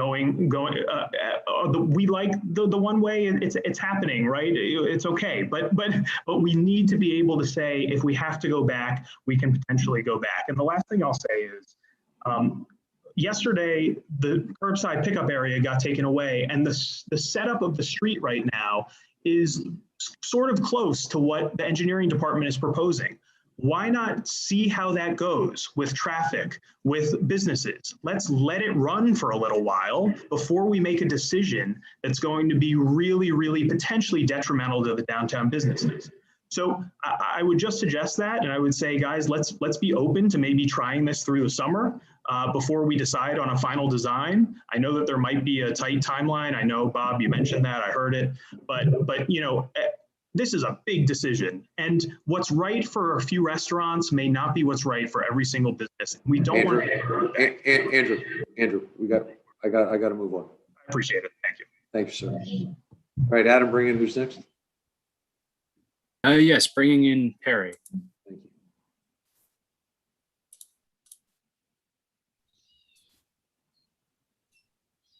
Perry, if you could unmute and just announce who you are. Okay. Can you hear me now? Yes, sir. Okay, great. Yeah, I just wanted to say that. Could you just say your name, Perry, for us? Oh, my name is Peregrine Jones. I've been a resident here in Princeton for 4 years. I'm very passionate about bike riding and sustainability concerns, but I also really am sensitive to the health of the downtown merchants. And I think that right now, especially with, I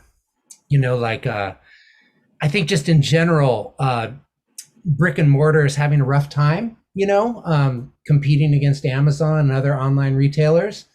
And I think that, I think there has to be a balance. And I think it sounds like, the engineering department is really on the right track, where I think they're, like Mr. Hamilton just said, I think that, there has to be a good balance between,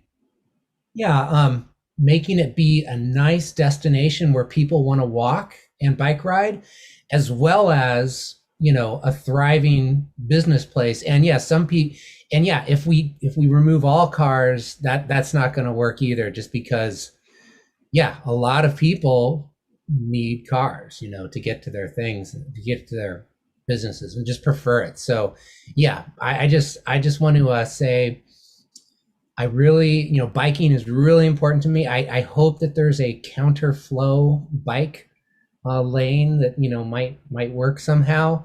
But at the same time, I do agree with what Mr. Hamilton said, and we can't get rid of all the cars, and we need to have a minimal amount of parking for them there. And I think that if we do the parking right, that can also do double duty as the for the fire trucks needs, like in terms of if they had to bring a ladder truck in there, then they could I think they can extend the outriggers underneath the cars. So just wanted to put that out there. Thank you so much for all your efforts and for hearing us out. Thank you. Okay, bringing in Philip. Okay. Hi, this is Phil Chow, 54 or CHAO, 54 Patton Avenue, and full disclosure, I'm a member of PBAC. In the meetings we've had with PBAC, Ms. Stockton shared designs, and I think one of the important things that I want to point out that she showed us is that the curbs are 1 inch high. So when all the talk about the cart path being 20 feet, 12 feet, or whatever width, I think the curb is an important consideration too. The curb height is an important consideration. You have a low curb height to encourage people to, or you give it a sense that the drivers cannot fly through that roadway because they know people are walking very close to the roadway with a very small curb height. That small curb height also allows easy access for the delivery trucks, for the waste, the garbage trucks, to allow pickup, because it's very easy for a car to come down that cartway, pull up over that curb and park into the space. So the whole idea of keeping the street kind of open to traffic in the morning for all the services and pick up coffee in the morning can be easily achieved with a very narrow cartway and this 1 foot curb, because cars can easily pull up onto over that curb to park. So I really I'd really hope that the council considers, or in the engineering design, comes back with a narrower cartway with the low curbs to really make sure it's a safe route for everybody. And then I think there's also flexibility with that design for the full pedestrian throughway on, let's say, on the evenings or the weekends or for special events. So, and one last quick comment about Small World. I think part of the loss of business there, and this is just my hypothesis, is that the one way is hurting business, because I would think a lot of residents are leaving town, getting onto 27. So they're heading, which way is that? South on Witherspoon.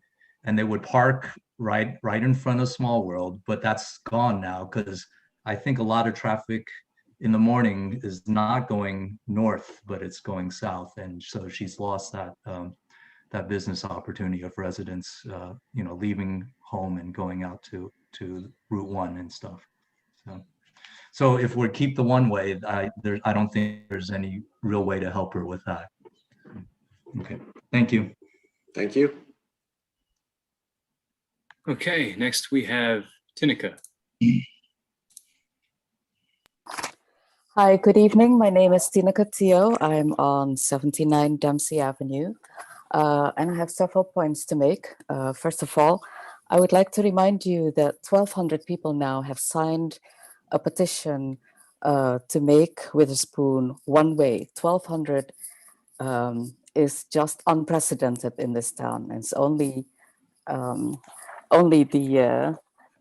anti-leaf blower petition got more signatures, but 1,200 people asking for something is a lot. And many of the people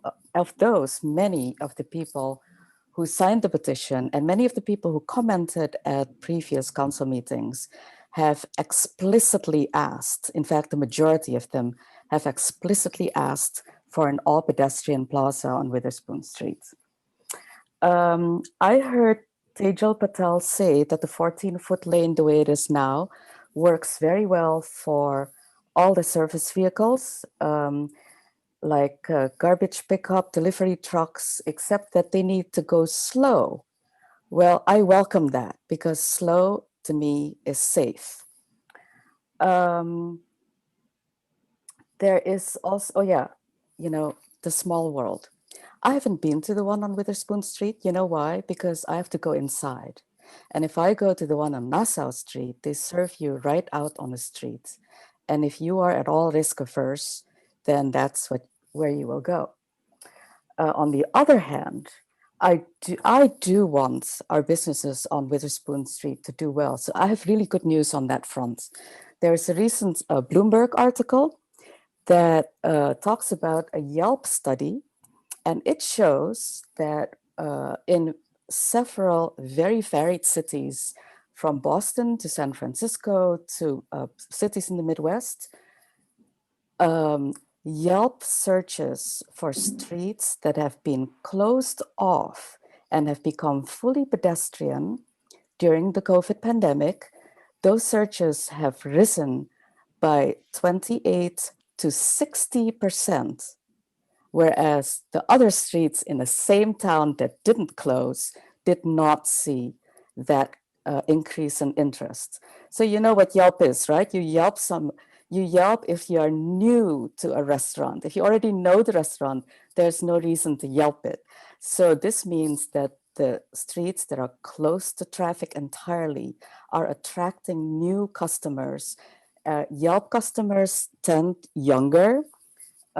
So this is a sign that if you want to plan for the future, you need to make the streets all pedestrian as often as possible.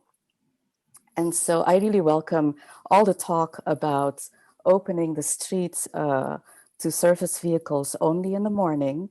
And I would like to ask you to please consider closing it to car traffic altogether for the rest of the day, and maybe reserving turning the car lane into a two-way bicycle lane so that, and this way, you know, commuters can still stop at the Small World in the morning, but then we can walk and bike through the street the rest of the day. As far as parking goes, I would love to see ADA parking only on the streets, besides, you know, the 30 minutes for the pickup, because that is a demographic that we don't usually talk about. And now that finally there are tables on the street and they have become so accessible, let us welcome our neighbors who need that bit of extra help getting to those tables. You know, don't send them to the parking garage. Let them park as close as possible because they need it. Thank you. Thank you. Okay, next we have El Siriusol.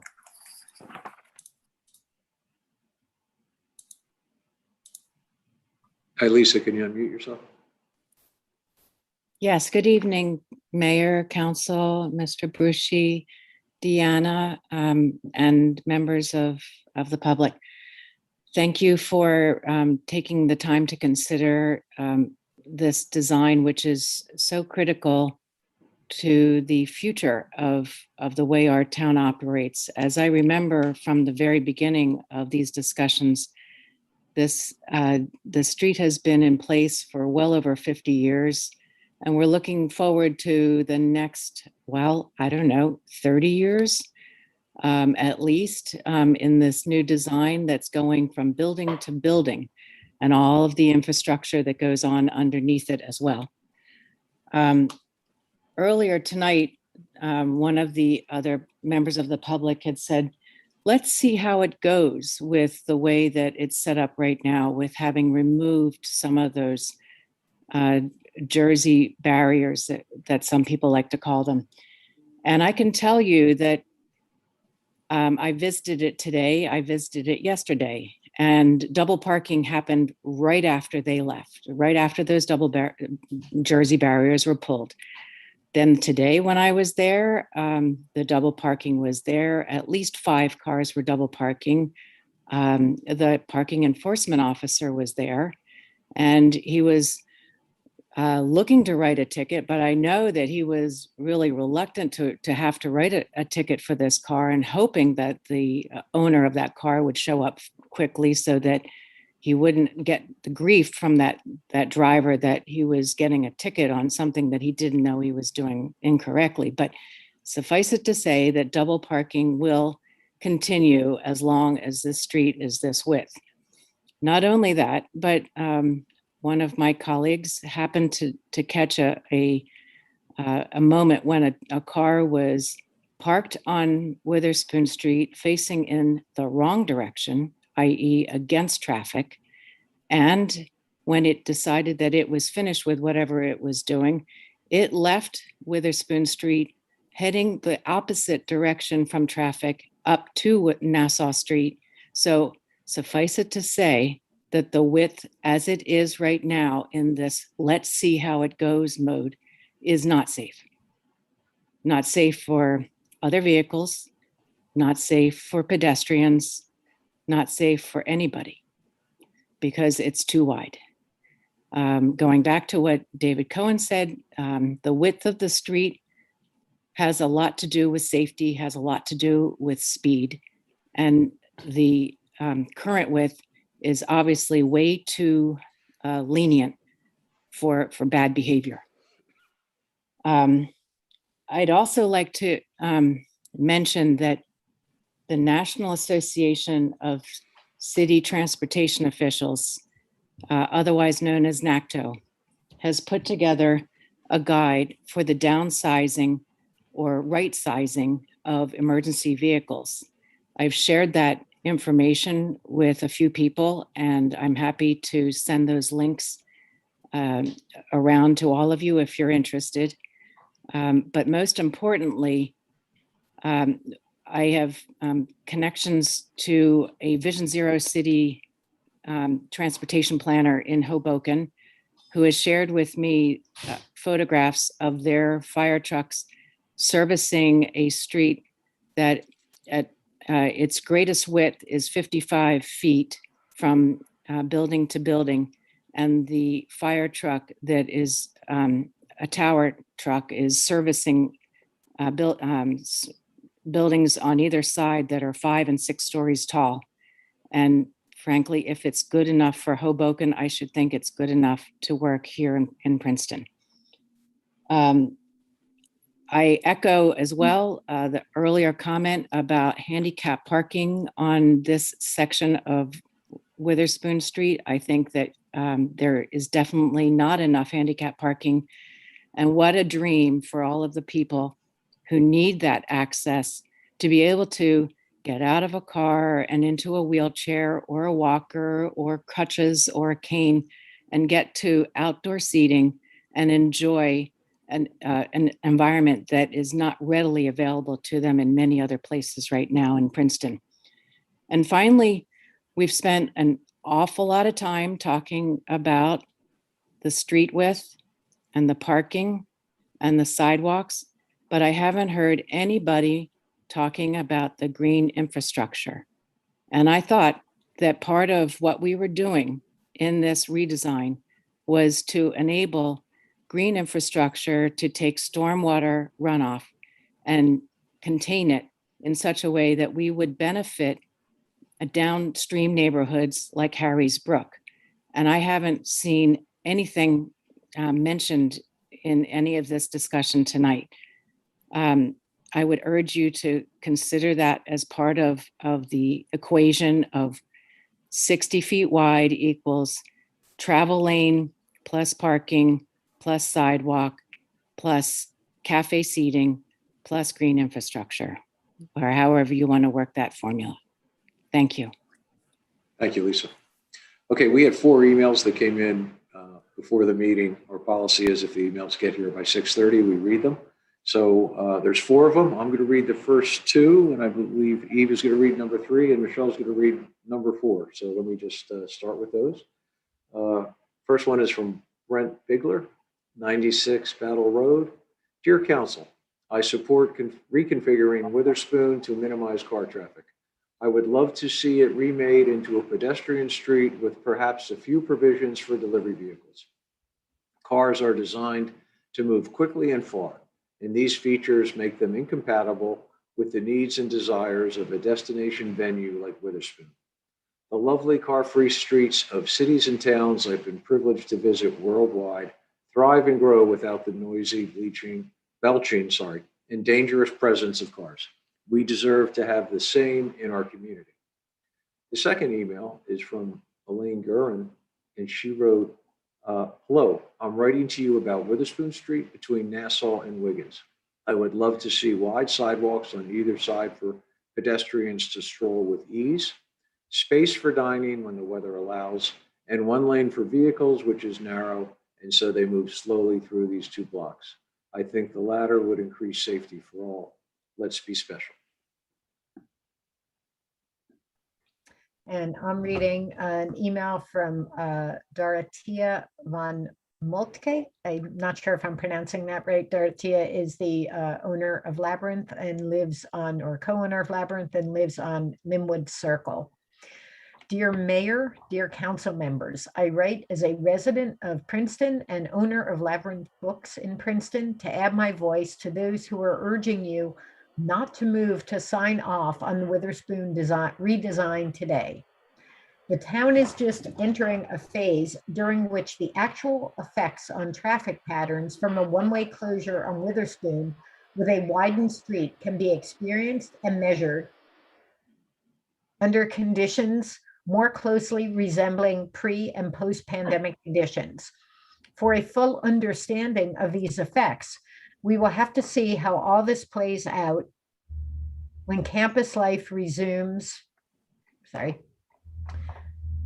when campus life resumes at the university in September.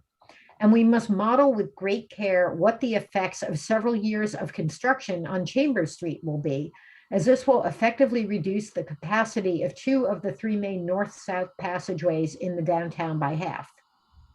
I will say again what I have said on many occasions. I walk and bike almost daily between work and my home in the Littlebrook area of town, and am as invested as anyone in a pedestrian-friendly town.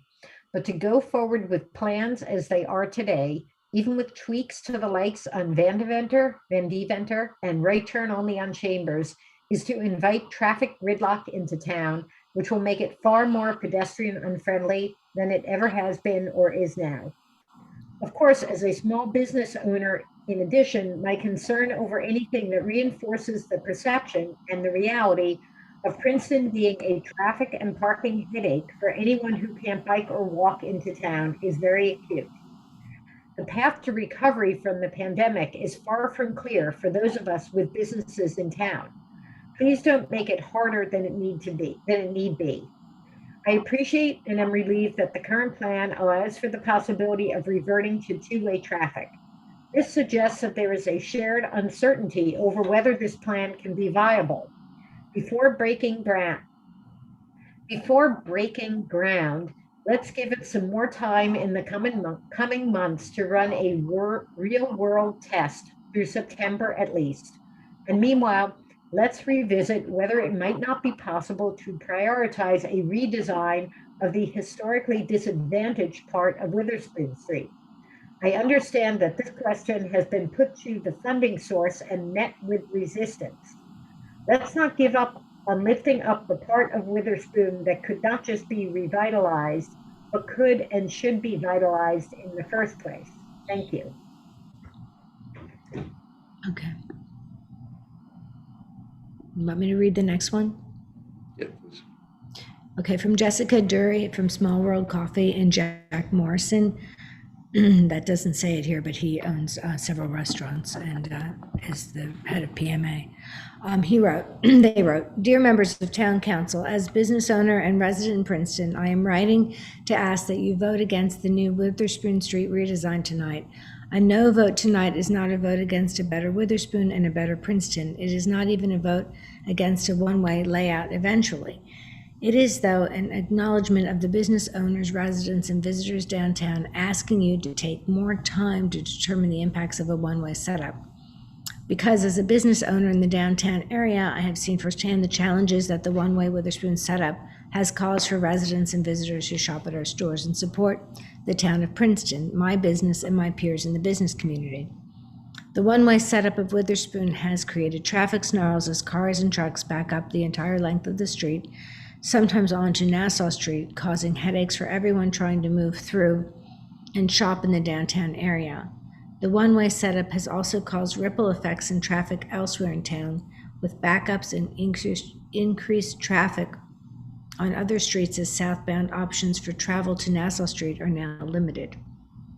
The one-way setup was underutilized and a detriment to the town during the winter, when outdoor dining subsided and extra space was wasted, neglected, or both.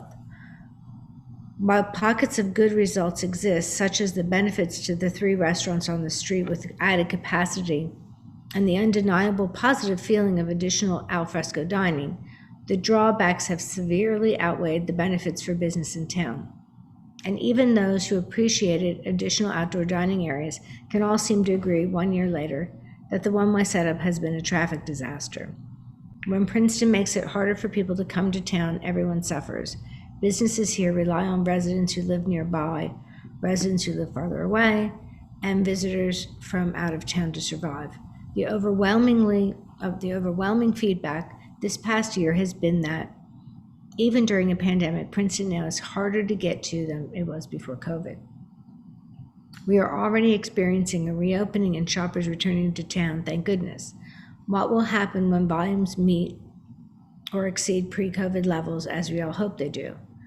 Frustrations will mount, people will shop elsewhere, we will struggle to attract new tenants to fill empty storefronts, and Princeton risks going down the path of too many towns that could never achieve a mix of quality retail and restaurants, of strong local patronage combined with offerings that attracted visitors. Town just yesterday began a temporary reshuffling of Witherspoon that will more closely mimic the design being presented here tonight, with a wider lane for vehicles in an attempt to avoid traffic backups. While this is not the only answer, it does not solve the lack of southbound travel options. It does potentially provide some better insight into what impact tonight's presented plan may have. Why not see what happens so we can all be better informed of our decisions? Why not make a decision based on real world data? Why not listen to those who have said from firsthand experience that we are suffering from these changes? If all the traffic issues are resolved and businesses stop hearing negative feedback, we can all say well done and move forward with this plan. Conversely, if traffic is still horrible, if visitors continue to say they'd rather shop elsewhere with fewer headaches and easier ways to get in and out, and if tweaks can be made to the setup to better serve the needs of the town, then we'll have the benefit of not having solidified a decision yet, and we'll be able to review other options together. But let's at least get the information before we make a decision that will impact our town for years to come. We have an opportunity in front of us to see if this proposed plan might work well, or if it will continue to hurt our beloved downtown businesses. Let's use that opportunity before we set our path in stone. Okay, thank you, Michelle and Eve, for helping with the emails. Okay. Okay, so we have one more hand up. Adam, let's bring in that person, and then we're going to jump back to, there's 2 hands up. Okay, so anyone else from the public, if you could put your hand up now, because we're going to try to wrap up the public part and go back to Mr. Brushi's attempt to end this conversation at the council level. Okay. Here's Alex. Hi, Council, and Mr. Mayor. My apologies for dialing in late. I would just like to say that I think one of the most remarkable things about downtown Princeton is the amount of parking. There are 2 very large parking decks that are very cheap. This entire pandemic, I have never had to go to the second floor of either parking deck. I pay $3 and I take care of my business. I don't even bother to look for on-street parking. I make a beeline to the parking garage. No heartache, very easy. I visit the local businesses. This idea that a dozen parking spaces on Witherspoon is going to make or break retail in downtown Princeton does not seem to acknowledge the fact that there is a ton of cheap parking in downtown Princeton. If people are complaining about coming to Witherspoon Street, the problem might be that they don't know where the parking garage is. But this idea that this concern that a few dozen parking spaces in a town with 2 enormous parking decks getting rid of that is a bigger risk than taking what is a lovely outdoor space that is highly utilized. We see that every day right now. To me, it's a little bit of a question of, what sort of community do we want? This idea that there's insufficient parking in downtown Princeton just doesn't accord with my experience whatsoever. And so this idea there's insufficient parking in downtown Princeton, I think is overstated. Thank you, Alex. Okay, now we have Kathleen.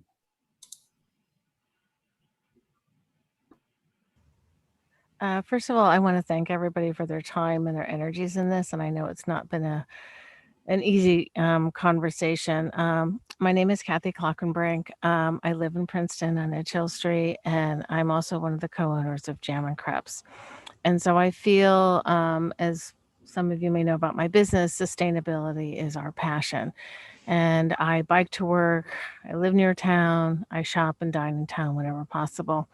And I feel that a perspective like this is actually really important to hear because it reflects how this decision impacts on multiple aspects of any Princetonian. I echo Andrew and Dorothea's sentiments about moving slowly and steady. And I am asking you to really strongly consider the flexibility of the plan.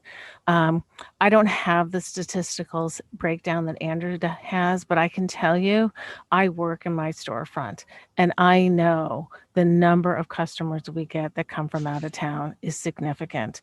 And one of the things that I often hear from customers is about the access coming in and out of town. And this conversation, so much for me, is not only about creating a safe pedestrian space for dining, but it's also about how do we create access for people to come in and out of town. As many of you know, Chambers Street is getting ready to go under major renovations. And I had the pleasure of meeting with one of the owners today, and they cannot tell us if Chambers Street will have to be closed or not for that construction. And I really worry as a business owner, as a resident, as a pedestrian, a biker, a shopper, if we shut down Witherspoon at this point in time, not knowing what the impact of Chambers development is going to be, I worry about what this is going to look like for the town in the long term. I know it was mentioned earlier that the dust will settle in 1 to 2 years.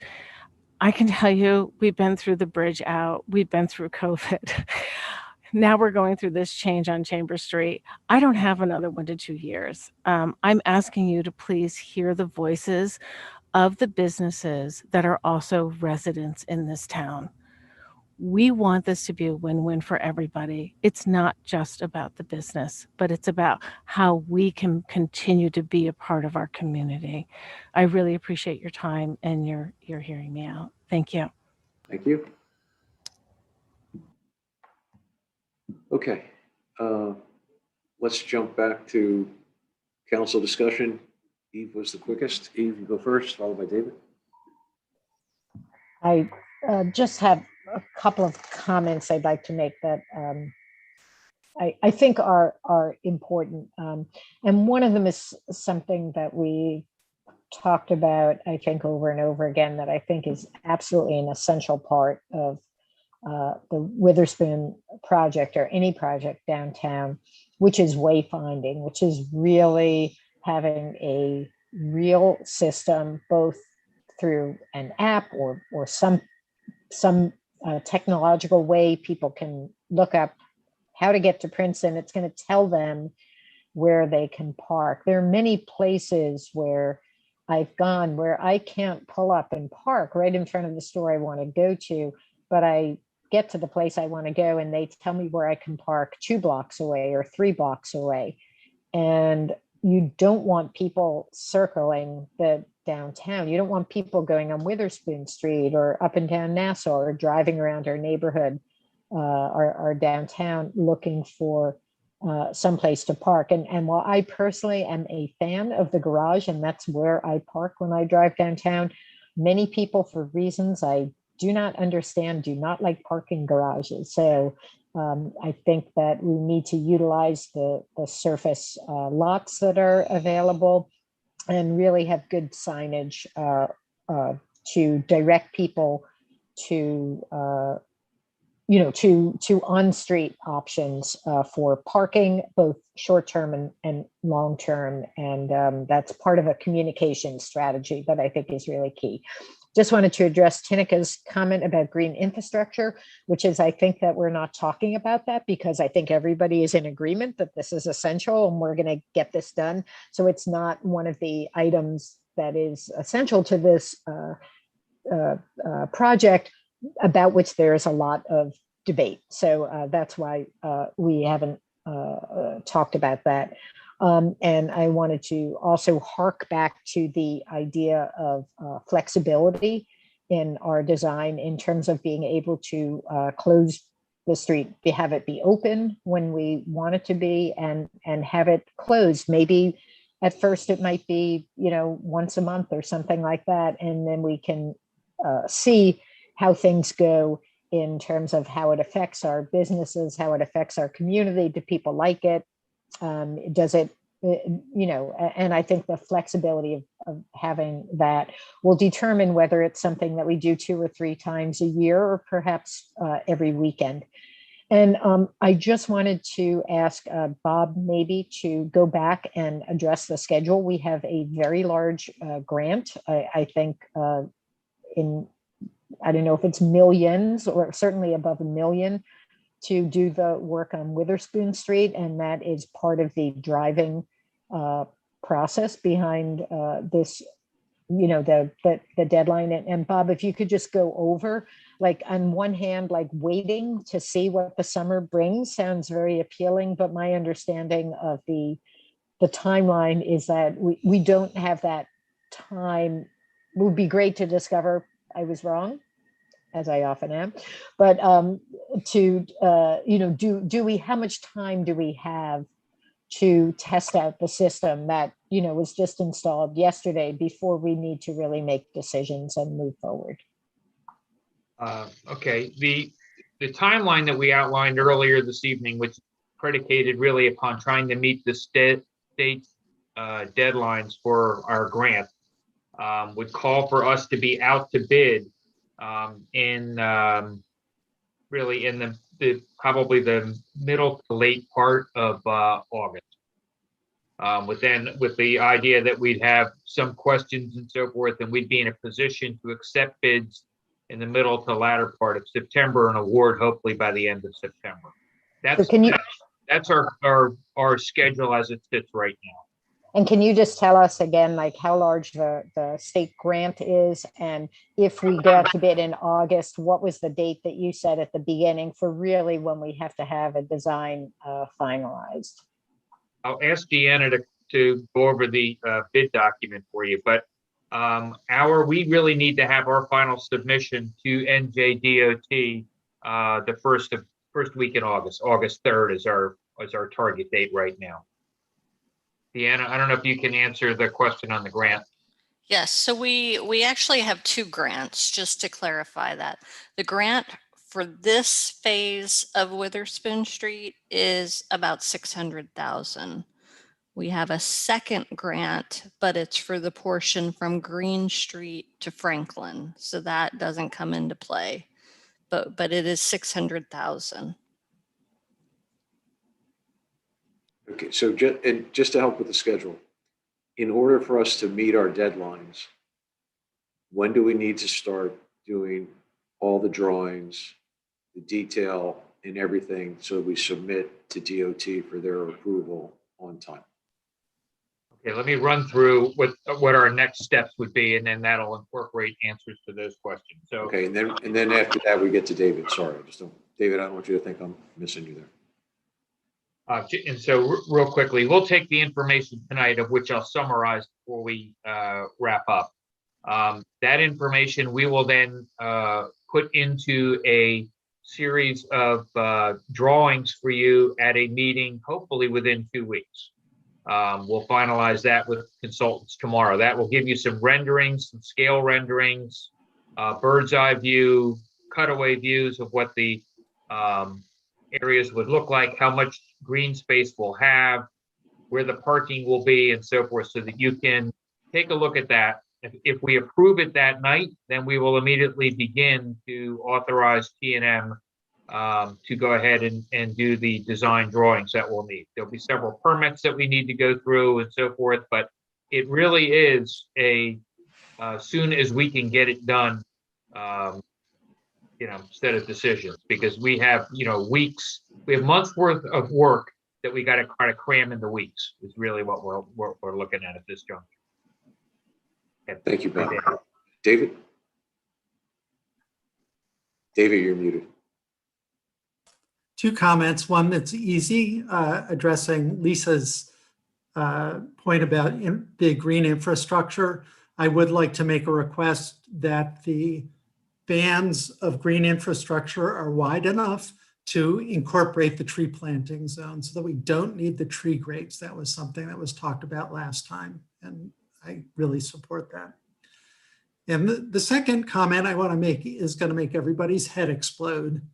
But basically, I want to talk a little bit about an innovative design concept for traffic safety. It's been experimented with in the Netherlands and actually was recommended by our bicycle master plan consultant for the intersection of Washington Road and Prospect.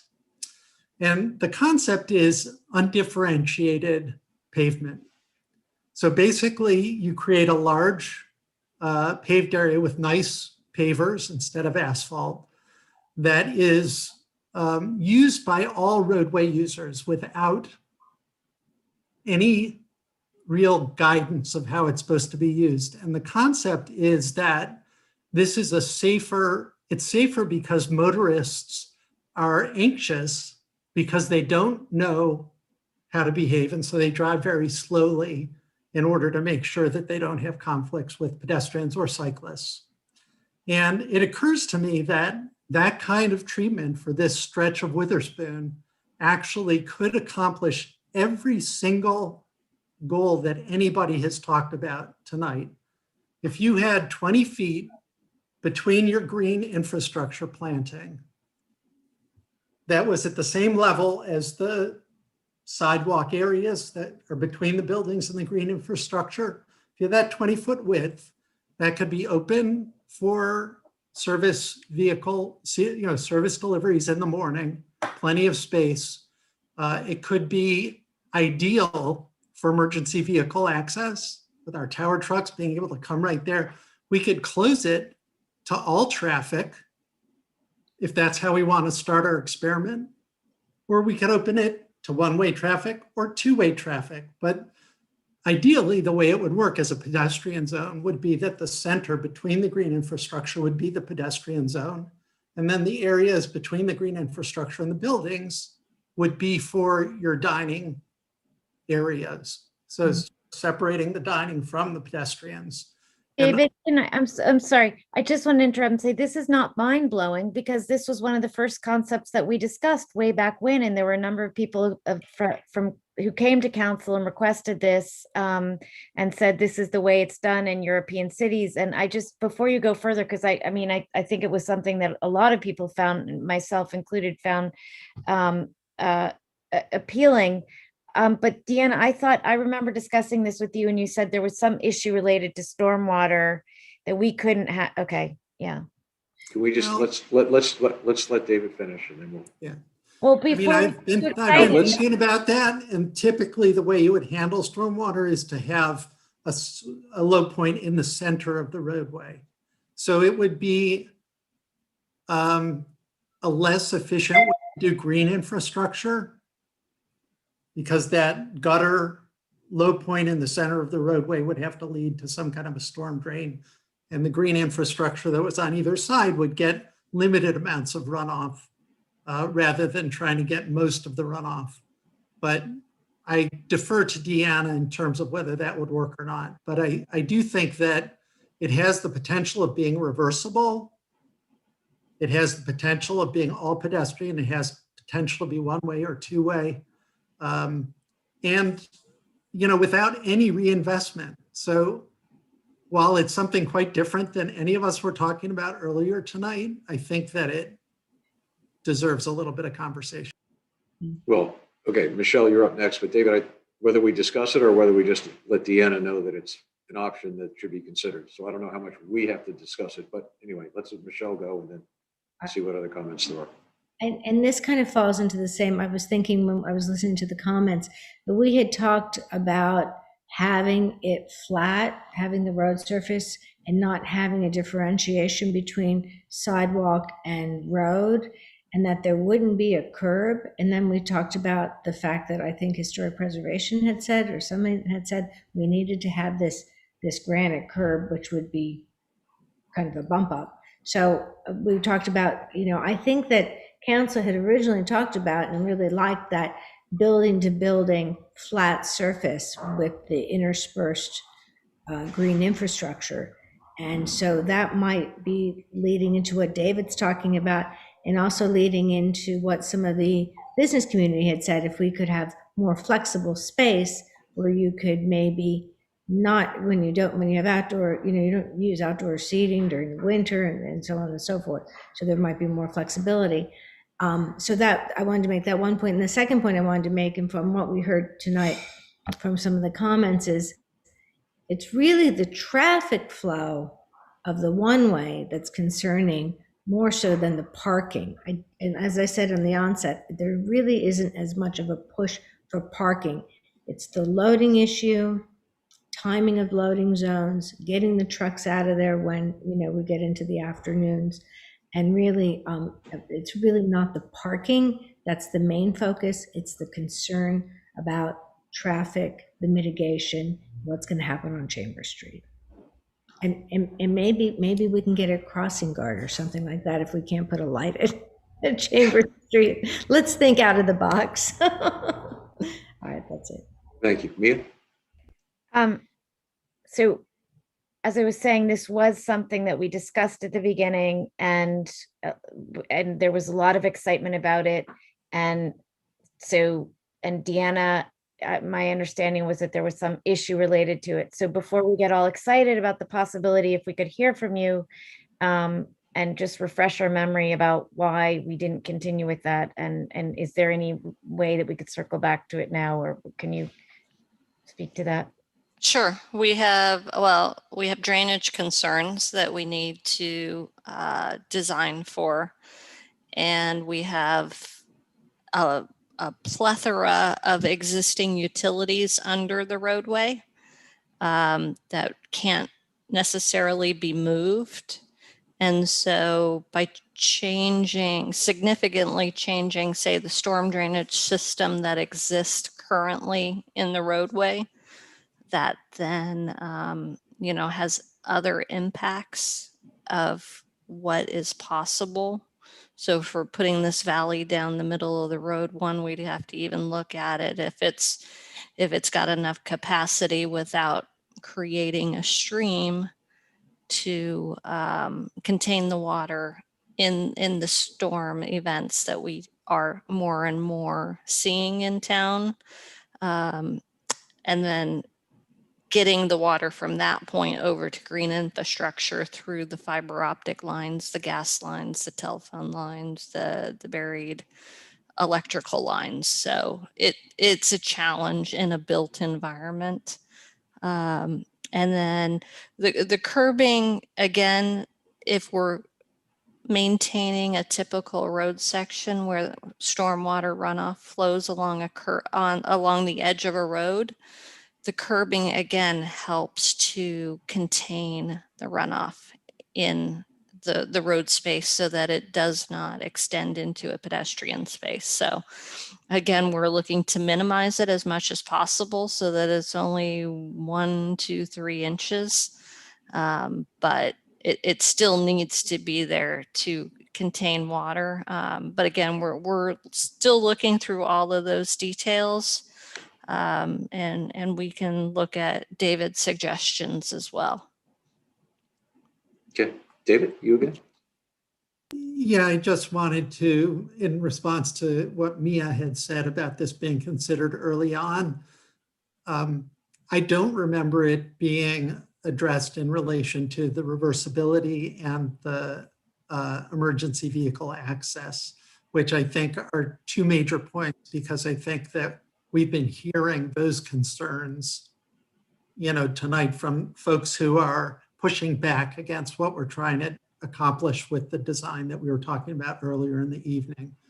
So if this is something that could be accomplished from a stormwater standpoint, it seems like an almost ideal, although it will lead to future fights as well, because there will be questions about opening the roadway to two-directional traffic if in fact this is viable. But I think that I just wanted to make that point, is that when we were talking about it earlier, I don't recall having talked about it in terms of addressing those concerns. Okay, may I get 1 sec? I would just suggest we probably don't need to debate this point. So I wasn't going to debate that point. I actually didn't get to. I was going to ask you to talk anyway. I was just. Yeah. So, but I was going to say it was actually one of the first things that came up, because a lot of people wrote who said that that's the way they do it in Europe. And so it was one of the things that very early on I discussed with Deanna, and I think it would be an ideal solution, but okay. So what I wanted to say is just, again,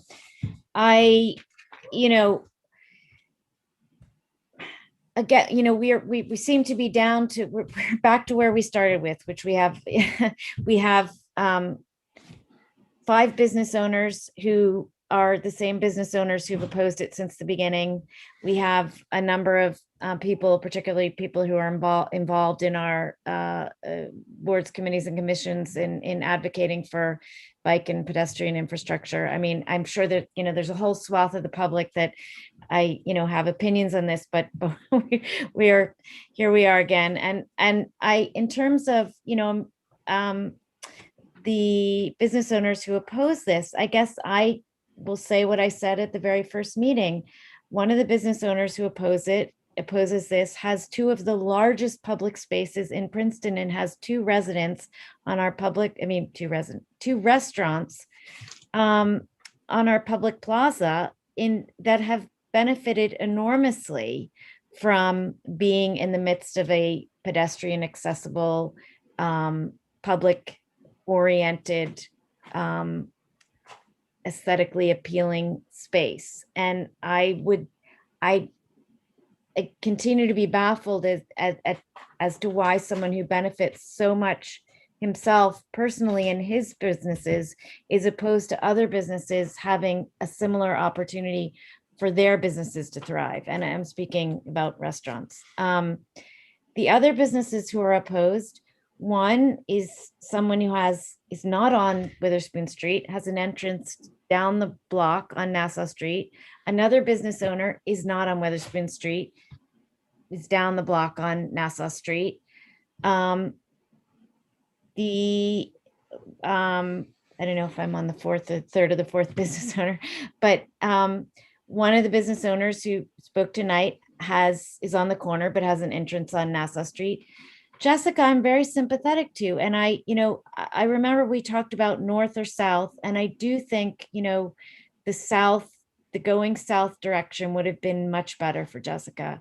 And I don't know if since we seem to be revisiting everything, I don't know if there's some way to revisit that. I do think that would make a big difference for her. And I did also feel at the time that the idea of going uptown, with going towards Nassau, that there was, somehow the flow of life in Princeton,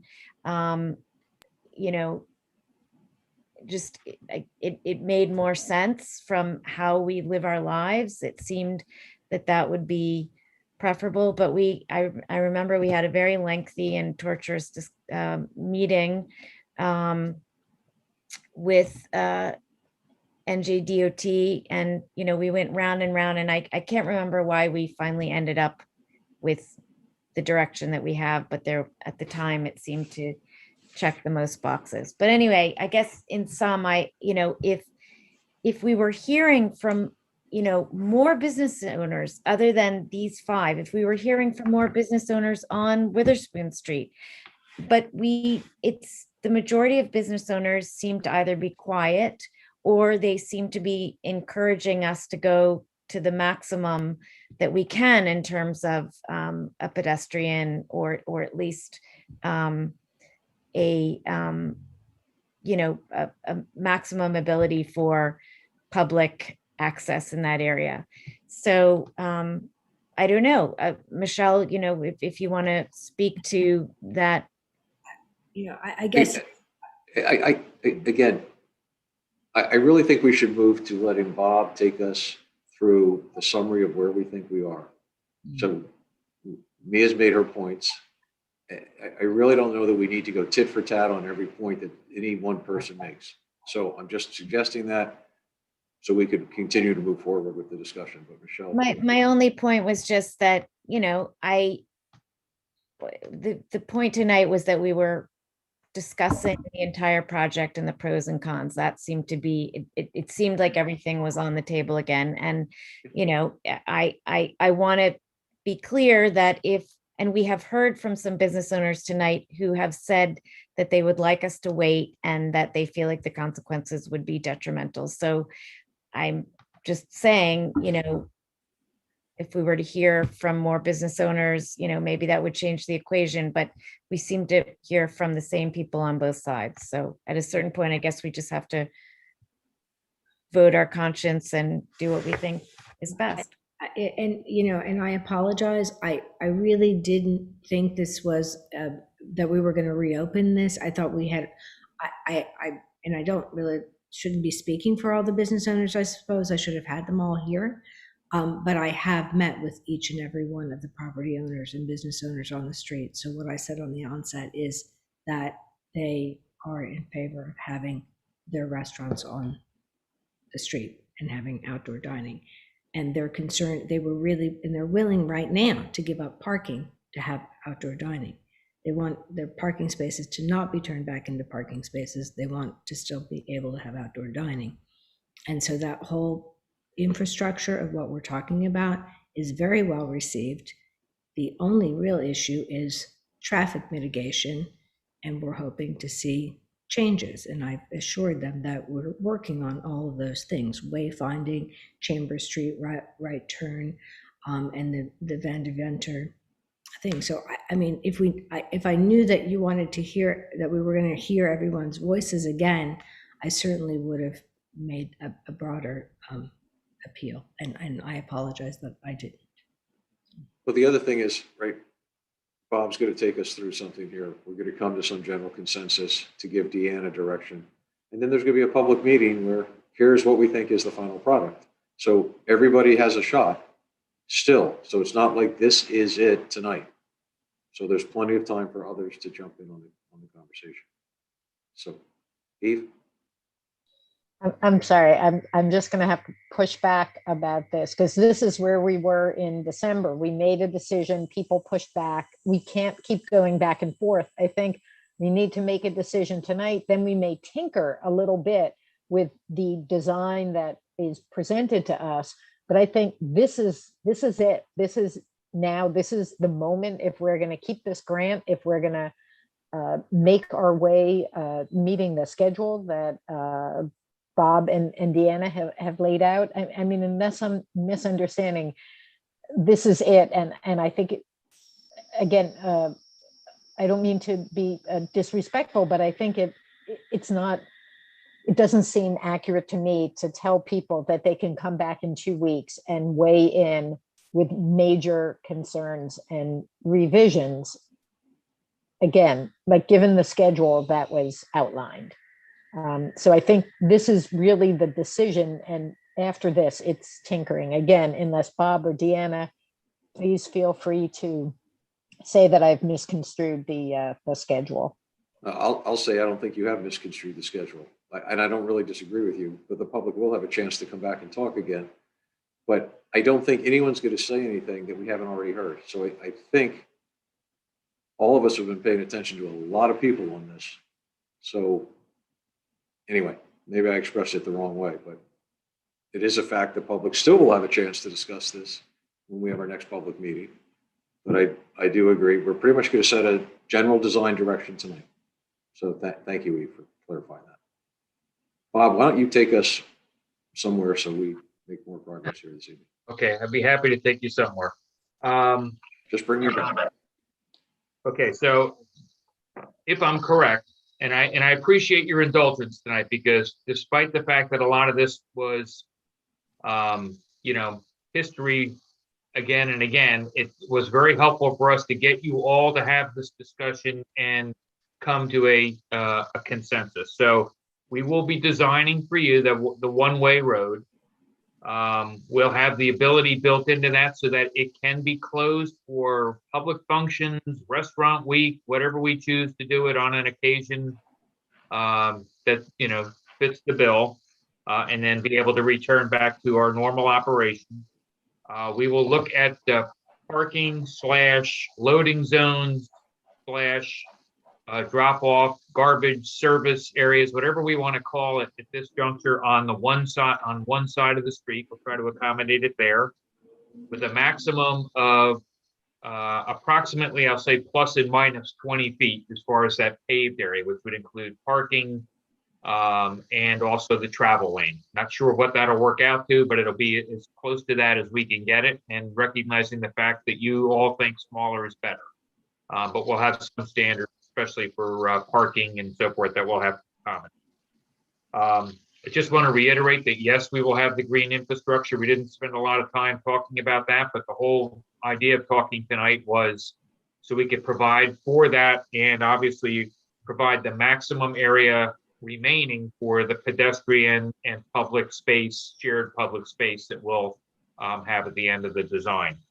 And again, then once we incorporate all of these things, we'll have other issues that we'll need to deal with, such as the wayfinding and enforcement things that we'll need to deal with, the types of parking that we're going to have, whether it's 30 minutes or 60 minutes, or whether we're going to designate specific handicap spots. Those are decisions we can make over the next few months. And I would say that some of that's going to probably be flexible even after this road is done. You're going to see what works and what doesn't work.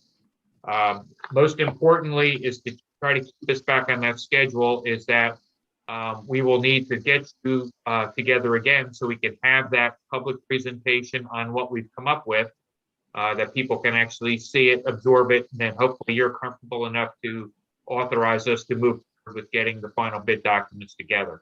I would like that to occur in between a week and 2 weeks at the max. So I can work with the clerk's office and mayor and council president to try to come up to some alternate dates that will work for all of you, so we can get together and get that done. Okay. Thank you, Bob. Any last comments? What about David's suggestion that he raised tonight? Bob, can you, is there the possibility to explore the possibility of that? I think we can look at elements of that within our design, whether it's textural things and so forth. Deanna is sympathetic to that, but we also have to work within the constraints of what we have there. We are going to find surprises in Witherspoon Street. I remember when the sidewalk work was done there 20 years ago. We have basements that extend under the sidewalk and under the road. So there are things that we are going to need to consider that we don't even really know are there yet. So there are going to be some, construction issues and so forth. I don't want to say no to David's concept. I think it has in certain areas maybe some merit, but I have to leave that really up to Deanna and our design engineers as to what they can come up with. Thanks, Bob. Okay, are we good? I think we have a path forward, and we'll work on the date for the meeting and reconvene. David? Yeah, sorry, I do want to just make a brief comment about the idea of a counterflow bike lane.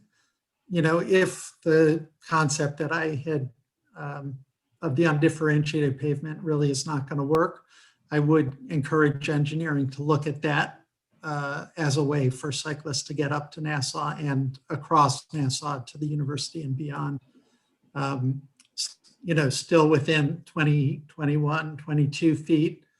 I'm not saying to do that instead of parking. I think the counterflow bike lane would belong on one side and the parking on the other side.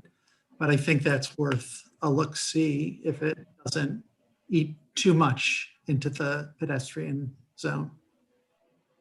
Okay. Eve, did you have your hand up? Sorry. I just want to thank Bob for his leadership on this, for Deanna for her patience, her willingness to always explain, and also her leadership. So thank you. We have a great staff, and to everyone who commented, who feels that their goals are met or not met here. We really appreciate your input. Try to meet as many needs of as many people as possible, but ultimately, I think, as Mia said, we have to represent what the majority of our constituents want, and I think that desire is expressed in the plan we have going forward. So, thank you. Thank you, Eve. Thank you. Okay, so thank you to everyone from the public that joined tonight. Thanks to everybody here, council members, staff, and David. Move to adjourn. Thank you, sir. Michelle has the second. All in favor, please say aye. Aye. Aye. Okay, good night to all. Thank you very I was much. getting ready to go to 11:30 again. Yeah, okay, well, stay on. Good night. All right, everybody.